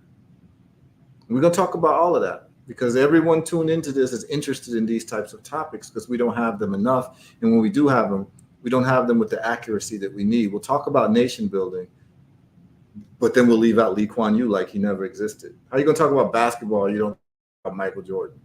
That makes no sense. Lee Kuan Yew is the Michael Jordan of nation building. So to leave him out of the conversation for whatever reason, it means you ain't serious about nation building. So we're gonna cover Lee Kuan Yew tomorrow, y'all. We're gonna go into his life, his mind and his accomplishments, and I'm gonna have videos for y'all, and we're gonna look at it, and I'm gonna chime in and all that. And by the time you're done with it, you'll understand why Singapore is what it is. It's important for all of us to understand this because if we're gonna be in Africa, we need to have our minds open for these types of moves, because who knows what type of power we get as business people and what have you. We need to understand the steps involved in nation building because we may have politicians and people at our ear. Anytime you're a successful business person in Africa, you've got politicians talking to you. You've got them talking to you, and you've got to be able to give them the right information because a lot of them don't know this information themselves. I've talked to people in government in different African countries, and I mentioned Lee Kuan Yew, they don't even know who that is. Which lets you know they ain't really trying to build their country, because they're really trying to build their country, they would have known who Lee Kuan Yew is. So that's actually a litmus test too.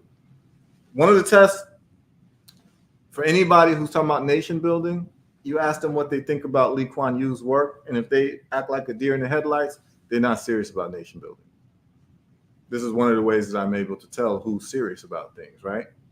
Like if you're going to study jazz and you don't know who Charlie Parker was or Coltrane was or Miles Davis was, can you say that you're really serious about jazz? No, you can't. I mean, there's certain names you just can't miss. And somehow we people who are concerned about Africa and we're into these African, types of identities and thoughts, we think it's okay to talk about nation building and not know who Lee Kuan Yew is. It's not okay. So I'm going to make sure, I'm not going to complain about it. I'm going to make sure I provide a service to the people tuned into this and the people who will be tuned into this in perpetuity, because all this is recorded, it's archived. I keep my own personal archive. I'm going to start chopping up different pieces and put it on, YouTube and different places for people to access for the next 100 years. But all of this is real information that you can plug into to change your life if you care about certain things. That's the whole thing that we're trying to do. And of course, we mix it with economics, we mix it with business, politics, engineering, science, technology, all of that, music, because it's important. That's what this show is about. So we're gonna get into all of that, y'all. So I don't know if y'all got any more questions about some of my businesses. anything that we watched, but this would be the time to do it now. We've hit the 11 o'clock hour. I try to keep this to 3 hours, but I know I started a little bit late, around 10 after. So if we got any questions, someone wants to call in, you can call in. If you want to type a question, you can type a question. But, if not, we can start to close out, because I think that I've done my job to let y'all know Africa's bubbling, y'all. You saw the beautiful beaches and the houses, and Dr. Harnet's living. She just got sick with COVID. What happened was she got sick with the pandemic, and she ended up taking their shot. And when she took their shot, she got even sicker. And so she's been trying to fight her way out of the adverse effects of their gene therapy. So that's why she talks about being sick a lot. But, she took their jab. That's what happened to her. But she's bouncing back. And what you'll notice by everything that she's doing as a businesswoman in Africa, she's showing you the real modern day Africa.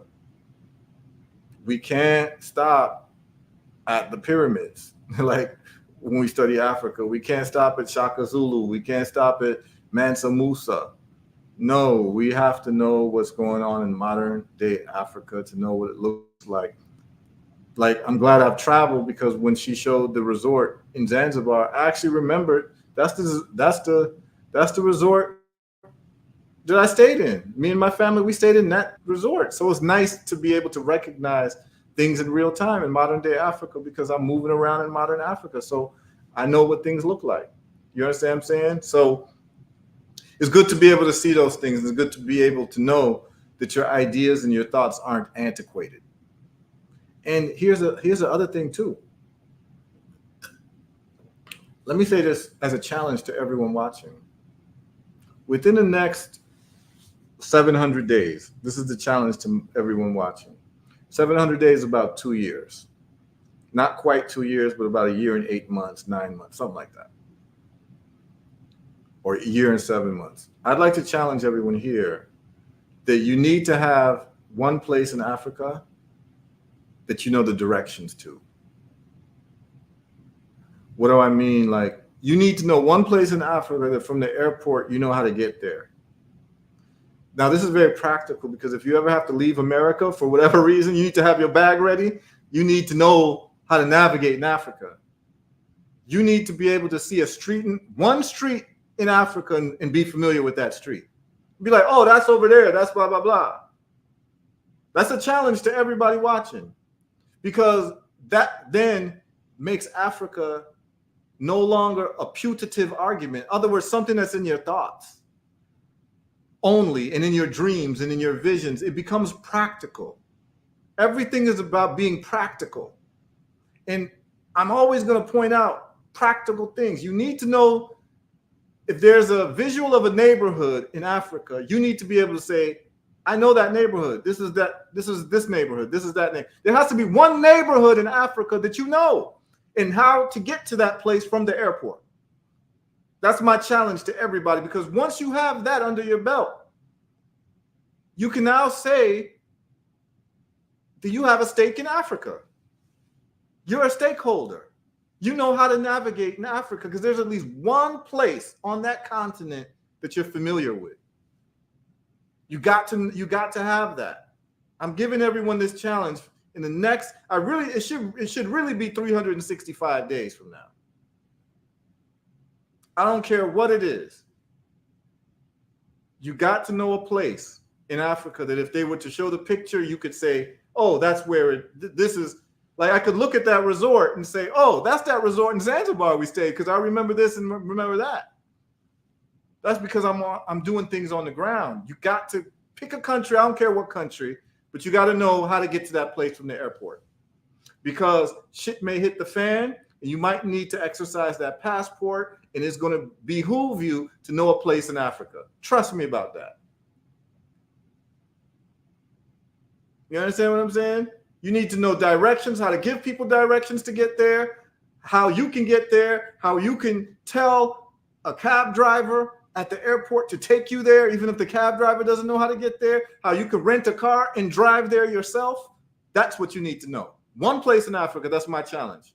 I don't care where it is. I don't care if it's the village, the city, whatever. There's one place in Africa that you've got to know how to get to from the airport without any help. Okay, that's my challenge to y'all, because now the rubber meets the road. Let's get into.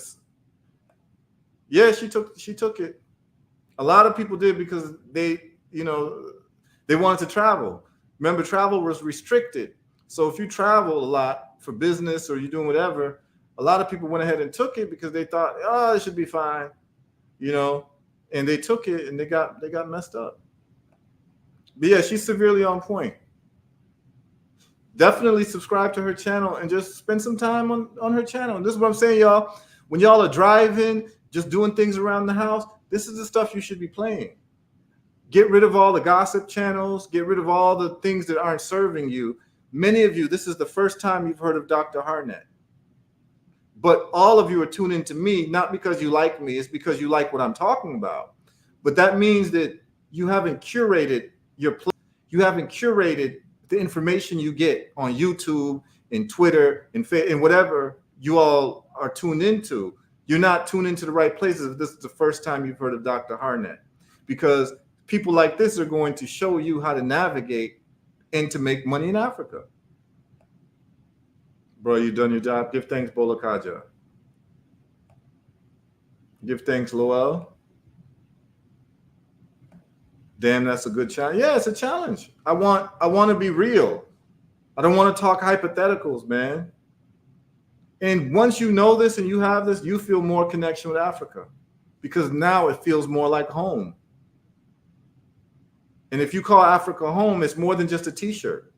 You got to know directions to some place in Africa, right? If it's home, you got to know how to get to home from the airport.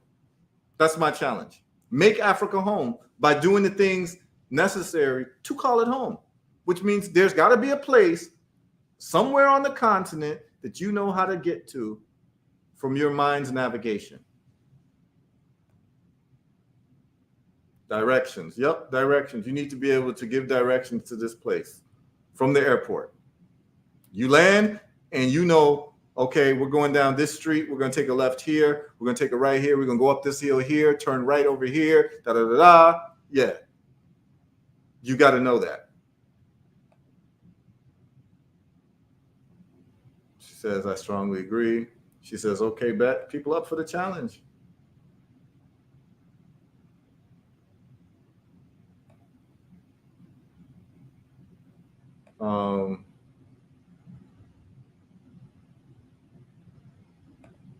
Lowell says, indeed. Lowell with the New York says, this show is dumb live. So for people who don't know, he's saying dumb live, like crazy live, like mad live, very live. He's not saying it's dumb. He's saying it's swag, Like I would say, I'm dumb nice. You know what I'm saying? Like when it comes to this, I'm dumb nice. When it comes to basketball, I'm dumb nice. That type of thing, right? When it comes to podcasting, I'm dumb nice. That type of thing. And Zinga says, I know neighborhood, but not from the airport. Exactly. She says she knows the neighborhood, but that's because you were there briefly, but you didn't cement that place. How you cement a place is how do you get there from the airport? Just like you know to get to your house from the airport. Yeah, that's when a place becomes home, when you know how to get there from the airport of whatever country you land in. You now have an affinity for the place. I will meet and exceed your challenge. Great. On another note, does olive leaf extract treat inflammation? Yes. It's actually the best anti-inflammatory plant that I know of. Other than that, you might look at black seed oil. You might look at CBD oil. Turmeric is anti-inflammatory. Any plant that's anti-parasitic is anti-inflammatory. But from my experience, olive leaf extract, and actually I changed my label to just state that it's anti-inflammatory. That's because Amazon was player hating.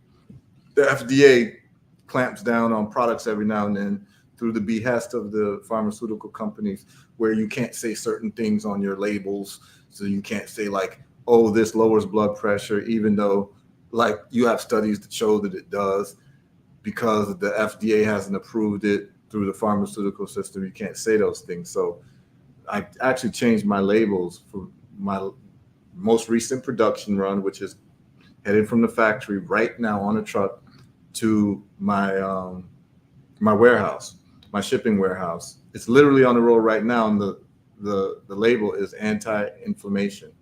That's the thing, that's the main thing on the label. So it's crazy that you just asked that. So I changed the labels to just have anti-inflammation, because that's the root cause of all of the diseases. Cancer is an inflammatory disease. High blood pressure is an inflammatory disease, inflammation of the arterial walls.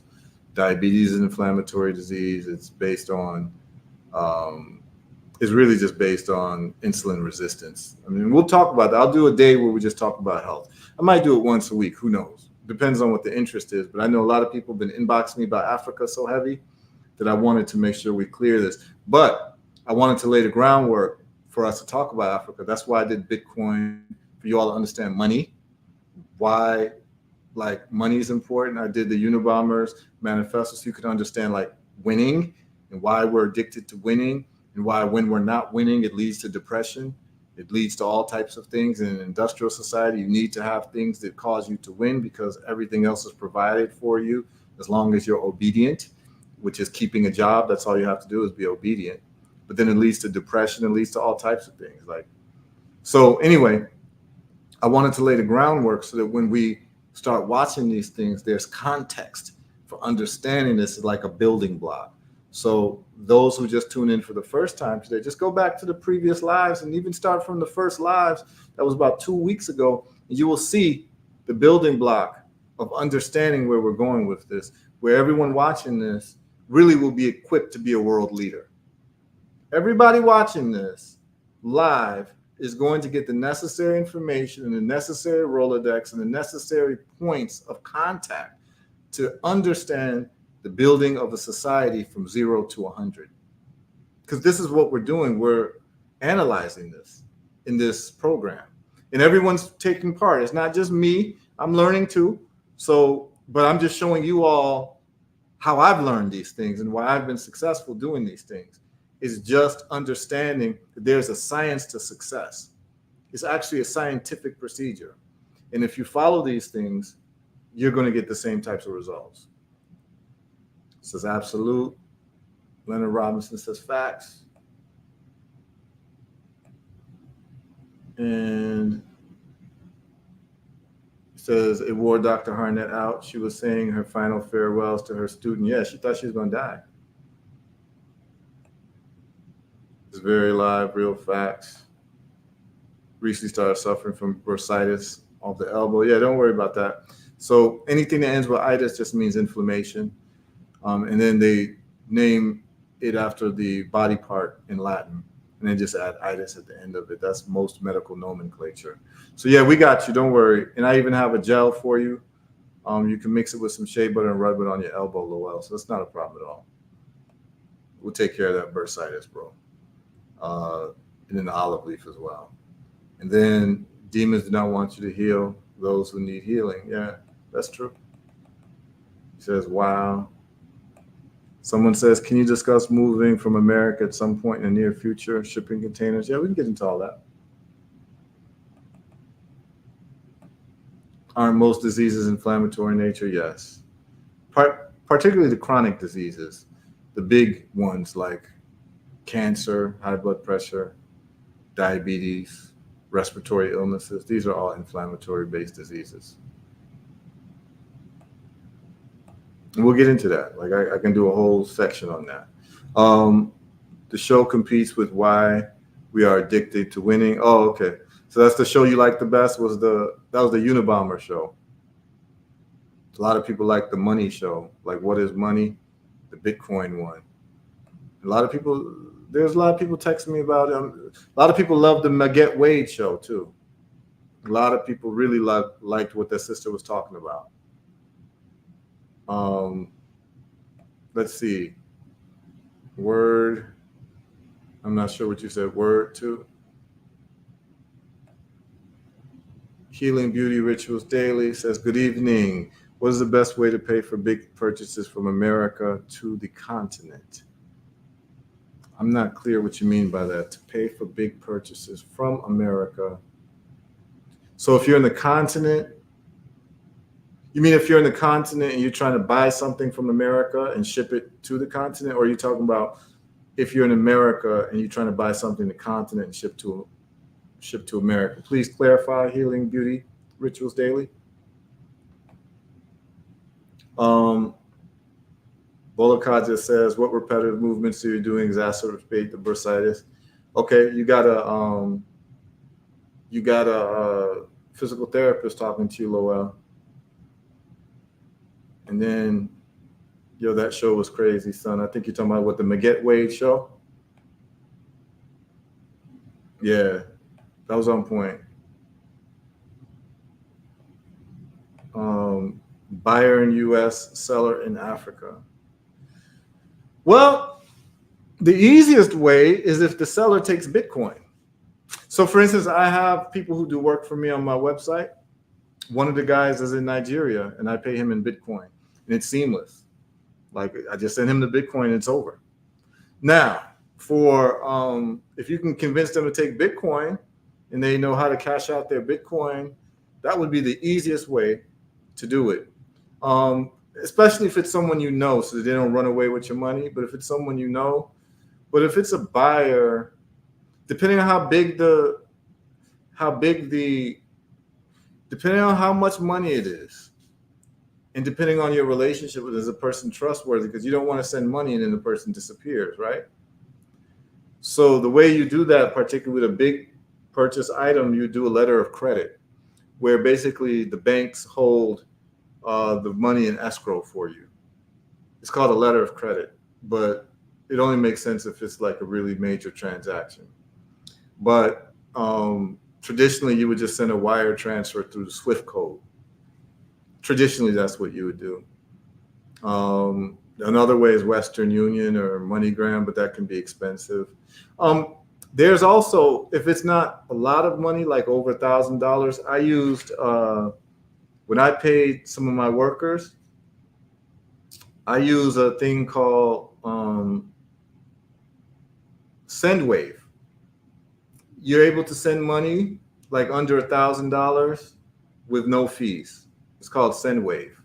Then there's another money transmittal thing called Strike, and they use the Bitcoin on rails to send money, where it converts it to fiat for you. So you can use Strike app, SendWave, where you can send money directly, and it goes through mobile money. So it goes to the person's phone.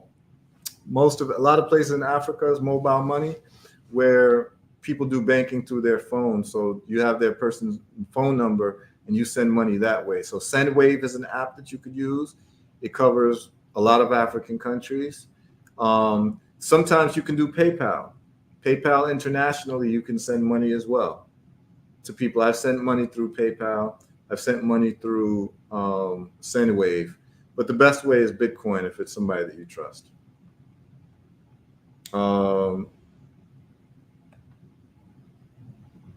There's some messages here we're gonna get through. But how y'all feeling? Everybody feeling good? Y'all like the information? Yeah, hit the like button if you haven't subscribed on YouTube. Subscribe. Twitter if you haven't followed. Go ahead and do all of that. We ain't stopping. I mean, I can talk about so many of these topics, to infinity. And I have all types of story times associated with these topics. It just depends on what mood I'm in, right?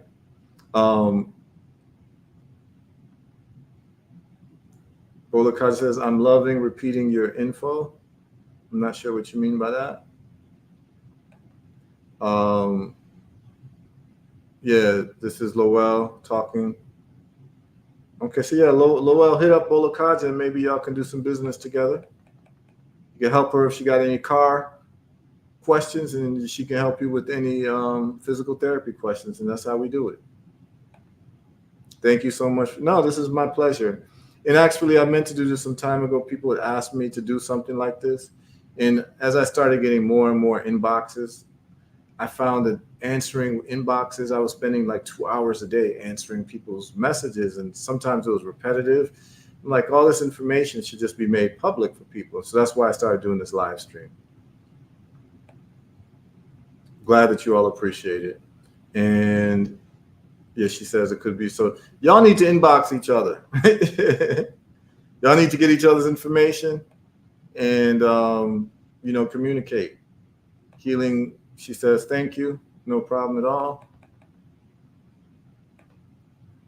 Several issues. Okay. B, she says, I missed today. I'll have to review the episode. Yeah, it's all recorded. I think you'll like it. Carlin, Carrie, and Tracy, very informative. I'm glad you found it informative. We do this every day, Monday through Thursday. Tomorrow, we're going to go over the rise of Singapore and Lee Kuan Yew. It should be something that no one misses because this is the roadmap to solving our problems. Again, in the 1970s, Singapore was a malaria-infested swamp fishing village.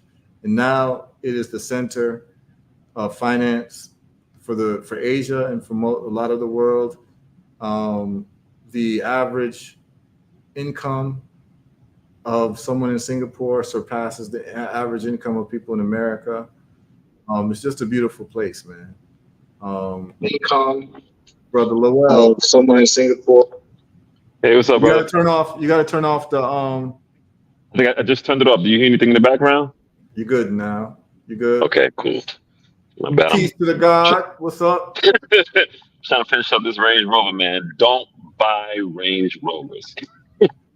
Don't buy Range Rovers. No. If it's not Toyota, Honda, or Tesla, or some other electric vehicle, don't buy it. Mm-hmm.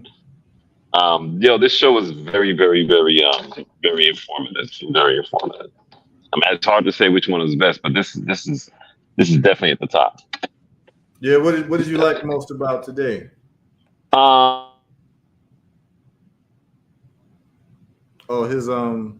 His Wi-Fi went out. Bolakaja, he's looking to get your info. So what you can do, Bolakaja, is you can just go to my Facebook and just go to my friends list, Lowell Gellin. You can just inbox him from your Facebook, and then y'all can just. She says, "I did. I'll have to load it again." Okay. So what's gonna happen? What's gonna happen, Lowell, is that I asked Bolakaja to just go to my Facebook and look you up in my friends list under your name. She can hit me up. And then she can just hit you up through your inbox that way. No doubt. All right. All right, cool. Yeah, man. So what aspect of today did you find the most helpful? The most helpful. Wow. No, I think his internet is acting up. I would say that it was the there was a point where the lady was saying that Dr. Harnett, she was saying that you can start a business off of $1. That in of itself, I was like, wait, this is a little bit too good to be true. Right. She was showing a different way, like how her son did it with like $50 basically, but it was a program he already owned. That's crazy. Right? The editing software, and you don't even need to pay for editing software. You can get open source editing software. You don't have to pay for it. So it literally is $0. All you need is you can use your phone. Like iPhones are very good in terms of recording quality. Wow. So all you need is an iPhone and a laptop to do the editing, and you're good to go. It's crazy. In terms of that business, in terms of doing video for real estate companies in Africa, which is a big deal. It's a big deal. Mm-hmm. It's very lucrative because there's all types of beautiful properties being built every day, and the property owners need someone to help them with marketing. Wow. But you also mentioned there was a young lady talking about car rental business. Yeah. And I think when you were saying when you had the show with the two aerospace engineers on there, and pretty much You're reminding me of John Henry Clark saying that Africa is in need. I'm sorry, Farrakhan was saying that Africa is in need of the genuinity, of the Black genuinity that's in America. So when I'm thinking about all the skills that a lot of us have here, if we the ingenuity, just a lot. Like my brother's an architect, and so I sent him the live so he could tune in and watch it, because I felt that he could benefit from it a lot. I know a sister too who's an architect as well. But the whole show, to be honest with you, I'm surprised that you don't have like 100,000 followers, because this information that you're giving, this is not something that you can get anywhere really. Like this is live experience. You know, you have the experience, and you're literally leading people to. Coogee Rap got a song called "Road to the Riches." You're leading people to the road to the riches. But you know, the fact that it's going back home to the continent, you know, that changes the whole perspective, because you can open up the window of opportunity for so many of us here to literally leave this country and you know, live on the continent. That would be ideal. Yeah. And I mean, to even make it more practical, I have somebody on the ground right now in Gambia. His name is Lamine. He's a young guy. He was our driver. We just saw him on the side of a road one day, just sitting down, and asked him if he drove. He said, "Yeah, I have a car," and he became our driver in Gambia. A youth man, like a college graduate, just graduate college. We talked about business, and if you can get a car, he would run the car rental business for you. So here's the deal. Here's what I would suggest. You don't invest in that car by yourself. You get a group of people. So let's say the car costs $3,000 and maybe $2,000 to ship, and maybe $1,000 to clear. That's about $5,000-$6,000 just to get it on the ground. Well, actually, this guy Lamine's uncle works in customs. Word? Yeah, he works at customs. So Lamine would get the car and he could rent it out, and you can do profit splitting with him. And what you do is you do proof of concept. So what you do is you get together with 5 or 6 brothers and sisters. Say it's going to cost us $6,000 to pull this one car off. Everyone put in $1,000, so you're not taking a huge risk, right? And then everyone share in the profits together. But it's not like a huge risk, because everyone just put in $1,000, and you roll it out. I make sure that Lamine gets it and everything. You get his number. WhatsApp him every day, see what's going on with, you know, the car rental business. Before you know it, you can have a fleet of cars in the Gambia. That's crazy. Passive income. This is real. Like, none of this is hypothetical. Yeah, like, I have Lamine's number right now.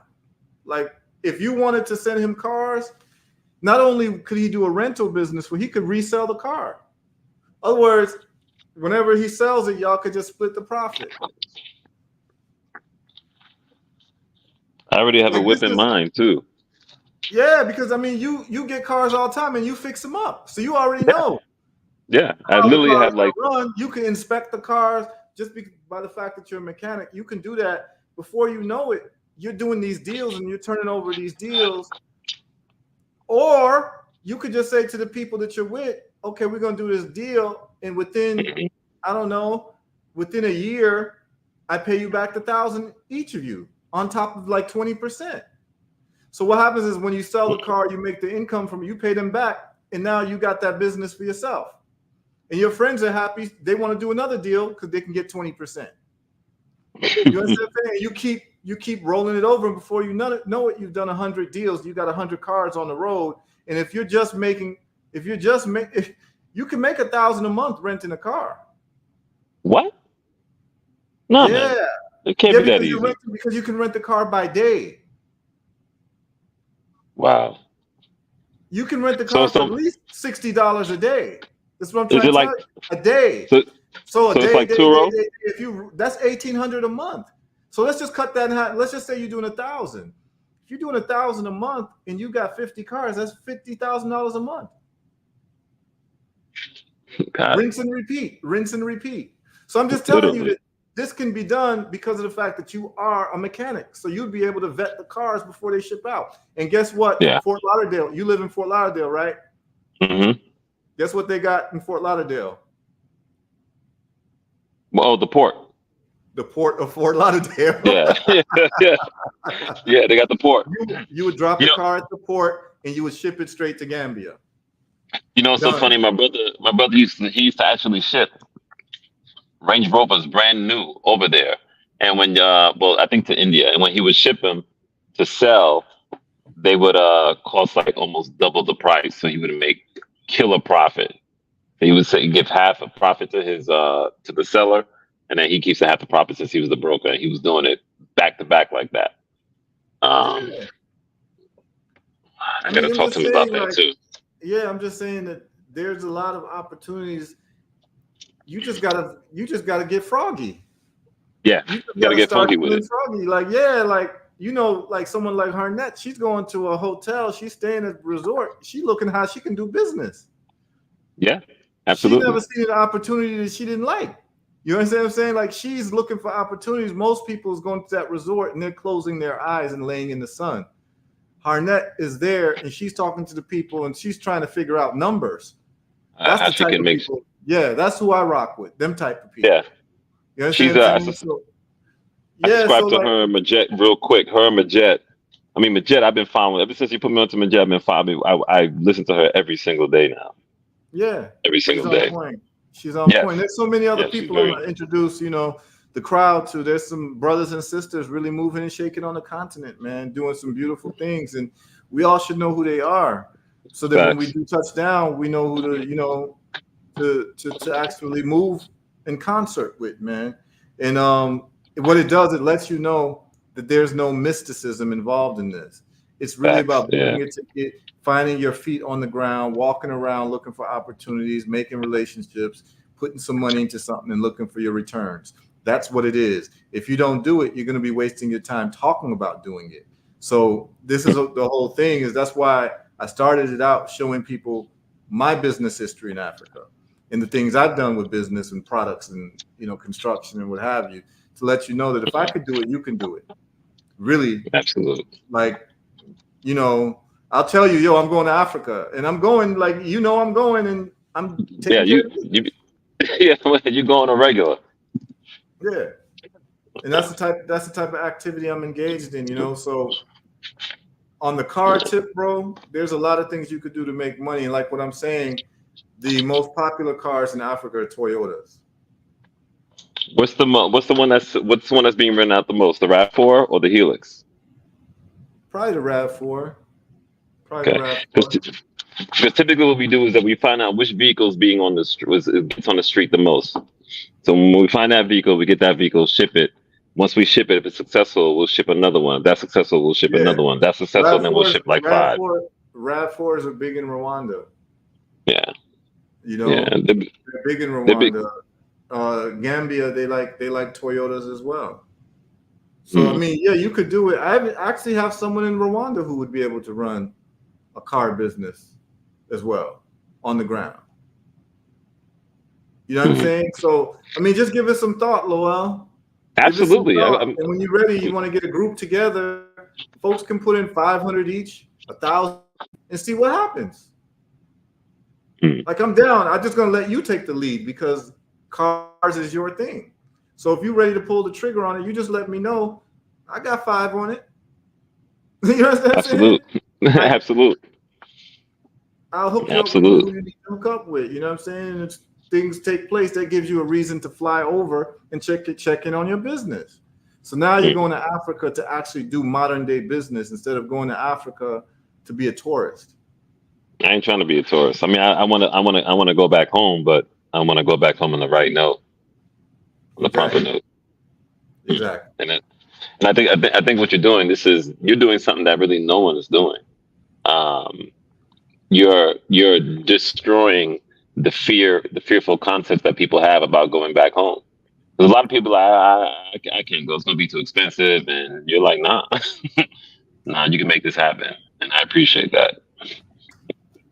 Yeah, I mean, you know, like I said, the first time I went to Rwanda, I paid $780 round trip from Miami. That's not bad.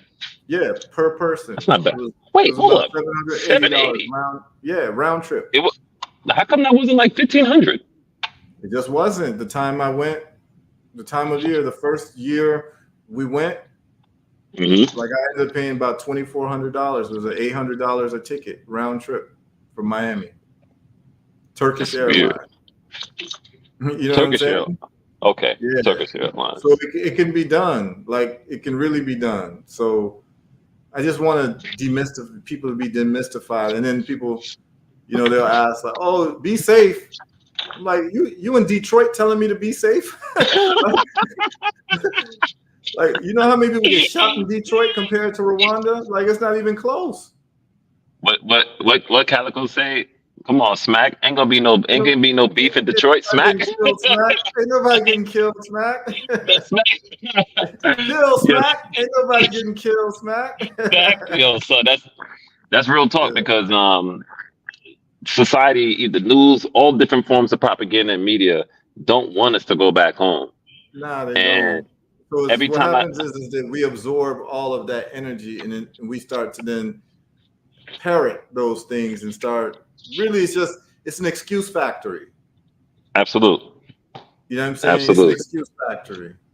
And so, like the sister said, like I don't spend my time trying to convince nobody. I only want to talk to the people already convinced. They just want to know how they can do it. Facts. Absolute facts. You know? So yeah, man, it's all good. You know, I'm glad that you're getting value out the show, man. And I'm gonna tell you one-on-one. I'm gonna tell you one-on-one. Please don't be sending me cash apps every day, bro. Don't do that, man. Don't do that. Don't do that. Because here's why. Now I know you're showing your appreciation and all of that. But what I'm saying to you is that you don't need to do it every day because I know you appreciate the show. I know you like the reciprocity and all that. I didn't do this for you to be like sending me cash apps every single day because I'll turn the cash apps and I'm like Lowell every day. You know what I'm saying? I'm just like, nah, you ain't gotta do all that, bro. You know what I'm saying? When we as Africans, we spend money every single day on things we don't really need to be spending money on. And you hint to that. And when I see the efforts you're making to make sure there's true repatriation, I'm a little bit too knowledgeable to not. I want to. I feel like I'm doing a disservice if I don't, if that makes any sense. Because I feel you. And I'm not saying I don't appreciate it. I just don't want you to think that you need to do it because I see you're very consistent with it and it's not necessary. And I know you just want to show your appreciation. One of the things you do, just let more people know about it. Let more people tune in, share it with more people. You know, but I don't want you to feel like every time you tune in, you need to send a cash app. And I know I know why you're doing it. I know why you're doing it, but at the same time, I don't need it. I have it there so that everyone listening can feel like they're part of the show. You've done enough already. That's all I'm saying. I'm not gonna hold you though. Every show is bar heavy, son. I'm like, I know. Heavy. So when I hear it, I'm like, I literally get the desire and the feeling to be like, damn, man, this is the least I can do. And it's not what I would like it to be, and I think you know what I'm talking about when it comes to that. But it's better than receiving all this information because I watch other YouTube channels, but I don't contribute because they don't get what you give. But when I like, I can literally take what you say and apply it and become better, and actually there'll be profit. It's practical. So yeah, I appreciate it. Mm-hmm. Yeah, it's basically it's the ROI. You're getting the ROI. Absolutely. You're definitely getting the ROI. So whatever you're spending, you're making 10 times that every time. So I get it. Absolutely. I appreciate it. I definitely appreciate it. And hopefully, but it's also important that the listeners know. The sixth law of Ma'at is reciprocity, and a lot of us are not reciprocal at all. But we'll do anything we can for the so-called man. So when I hear your content, like I tune in all the time, son. Every now and then I'm working. I'm always working, so I work late, and then I may get back and I tune in. But I have to tune in. If I don't, it's like blasphemous. It feels blasphemy, man. But yeah, it's just the information is so rich, so rich. Yeah, So man. I'm happy to hear that, and it keeps me encouraged to keep doing this more I because hope so. this is where the rubber meets the road, man. And we've been in this thing so long, so I'm clear on what the deficiencies are in terms of Absolutely. too much theory, not enough practical application. And people Yeah. reporting back, their wins and losses. You know what I'm saying, and what worked and what Absolutely. didn't. So, I'm happy to do it. I'm happy to do it, and Yeah, man. happy to give brothers like you more information because I know, nothing would make you happier than to wake up in the morning and be in Africa. I know that. Son, son, I'm waiting for that day. I'm Yeah, making it I happen. want everybody who I care about to experience that. Absolute. You know, Absolute. so if Absolute. the logistical information on this show can provide people with a closer opportunity to experience that, then I'm a very happy man. I agree with that. I definitely Yes, agree with that. And I yes, think I yes. you're doing an excellent job, bro. I mean, there may be a small amount tuning in, but eventually, people always, when a page gets big, they just go back and look at all the content. You're like, damn, he was saying that back then? Yeah, he was saying that back then. Because I just saw when I was watching this show, I saw on the side of the panel on the computer, it said something like it had the show where you was talking about the El Salvadorian president, Mm-hmm. and I was like, oh, I gotta watch this show. I think it was like a year or Mm-hmm. 2 years ago, something like that. It was when it just made Bitcoin legal tender, Mm-hmm. and I was like, oh, I gotta watch that video. I really gotta watch that video.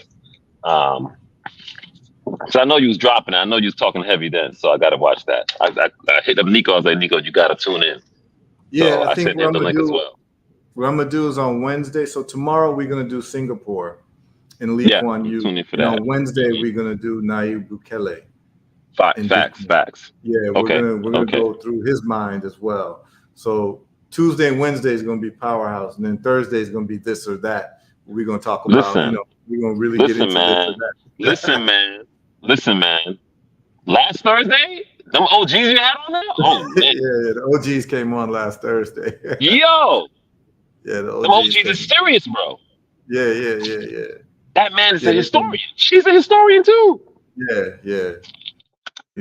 So we Yo, plan to have more of that. Everything should yeah, just man. be learning, How you even get easy, them on the kickback. show? I mean, How are these you are able to people get them I've on the show? known. These are people I've known for years, man. These are celebrities, bro. Yeah, these are people I've known Yo, for years, man. celebrities, like real talk. Yeah, these are people I've known for years, man. I didn't But see you that know one what? coming. Yeah. You never know who's gonna call in, man. You never Absolutely, know. One of these days, absolutely. I'm gonna have Maget Wade call in. Yeah, I'm gonna have her call in, and we're gonna talk to her. Word? Yeah, Yeah, yeah, she talks heavy, my G. Oh, yeah. She's fire. She's she is. fire. Yeah, she talks. Oh my God, yeah, she's. She's fire. Yeah. The thing is, I know people like her. You understand what I'm saying? Like, I know people like her who talk like that. Like, this is nothing new. We've been around these circles for a while, and there are certain people like that. Some people put a camera in front of them, some of them don't. But she's like, her modality of thought is not, something I'm not familiar with in circles. You know what I'm saying? There's a lot of people in that type of time. They just don't get the exposure. So it's just good that she's getting the exposure because she's about that business and she's manufacturing in Africa. That's all we need to know. You understand what I'm saying? Like, she's not a theorist. Yeah, not only that, so she goes through a lot of opposition, it seems, too, because of the leaders. Oh yeah. You don't go through opposition. But don't mind them. Most of these leaders are just living ancestors, man. They're too old. Like, they're not gonna be doing nothing for nobody. They're too old. So it's time for the generation to start taking over. The next generation has to be mentally equipped and really, like, through a re-educational process to be able to make any type of difference than the older people, or else you're just going to get a recycling of trash. So, you know, we got a lot of work to do, man, but we're doing our thing. But, you know, Absolutely. I mean, this. it's 11:45. I don't want to stay on much longer. I want to just, you know, Yeah, continue for I don't tomorrow. I don't be keeping track of time, son. Oh, no, last Thursday we stayed on till 3 a.m. Yo, son, I ain't gonna lie. That's the first time I was like, I don't think I can hang because you know I'm a trooper. I listen Man, all night and there was participate. people logging on at 3 a.m., man. People were logging in from London because they're ahead about 6 hours. So for them it was morning time. So they start tuning in. You know what Yeah, I'm saying? that makes So sense. yeah, man. So I want to sign out, but give thanks for calling. Absolutely. Give thanks for the people tuning in. The people, if you found this information to be encouraging, helpful, inspiring, empowering, just go. We have it flashing at the bottom in the blue and the white. Cash App, $ herbal results. Just show a little reciprocity. If you can't do that, just let your friend, let your family know about the show. Let them tune in so they can get some information and get some of this ism. So Madism. yeah, so Madism. just madism, you know what I'm saying? So just tune in tomorrow, 8 p.m. We're gonna start dealing with something serious. We're gonna talk about Singapore. This is probably something that a lot of people have never thought about or have heard of, but it's something that must be spoken on. He has to be studied too. He has to be Yes, studied. yes, and When Lee you, Kuan Yew. So tomorrow, 8 o'clock, yeah, that's what we're gonna get into. All right. So big up to everybody. Enough love and respect to everyone. Tune in tomorrow, 8 p.m. Eastern time. Bless up. yes, King. Peace. Yeah, man.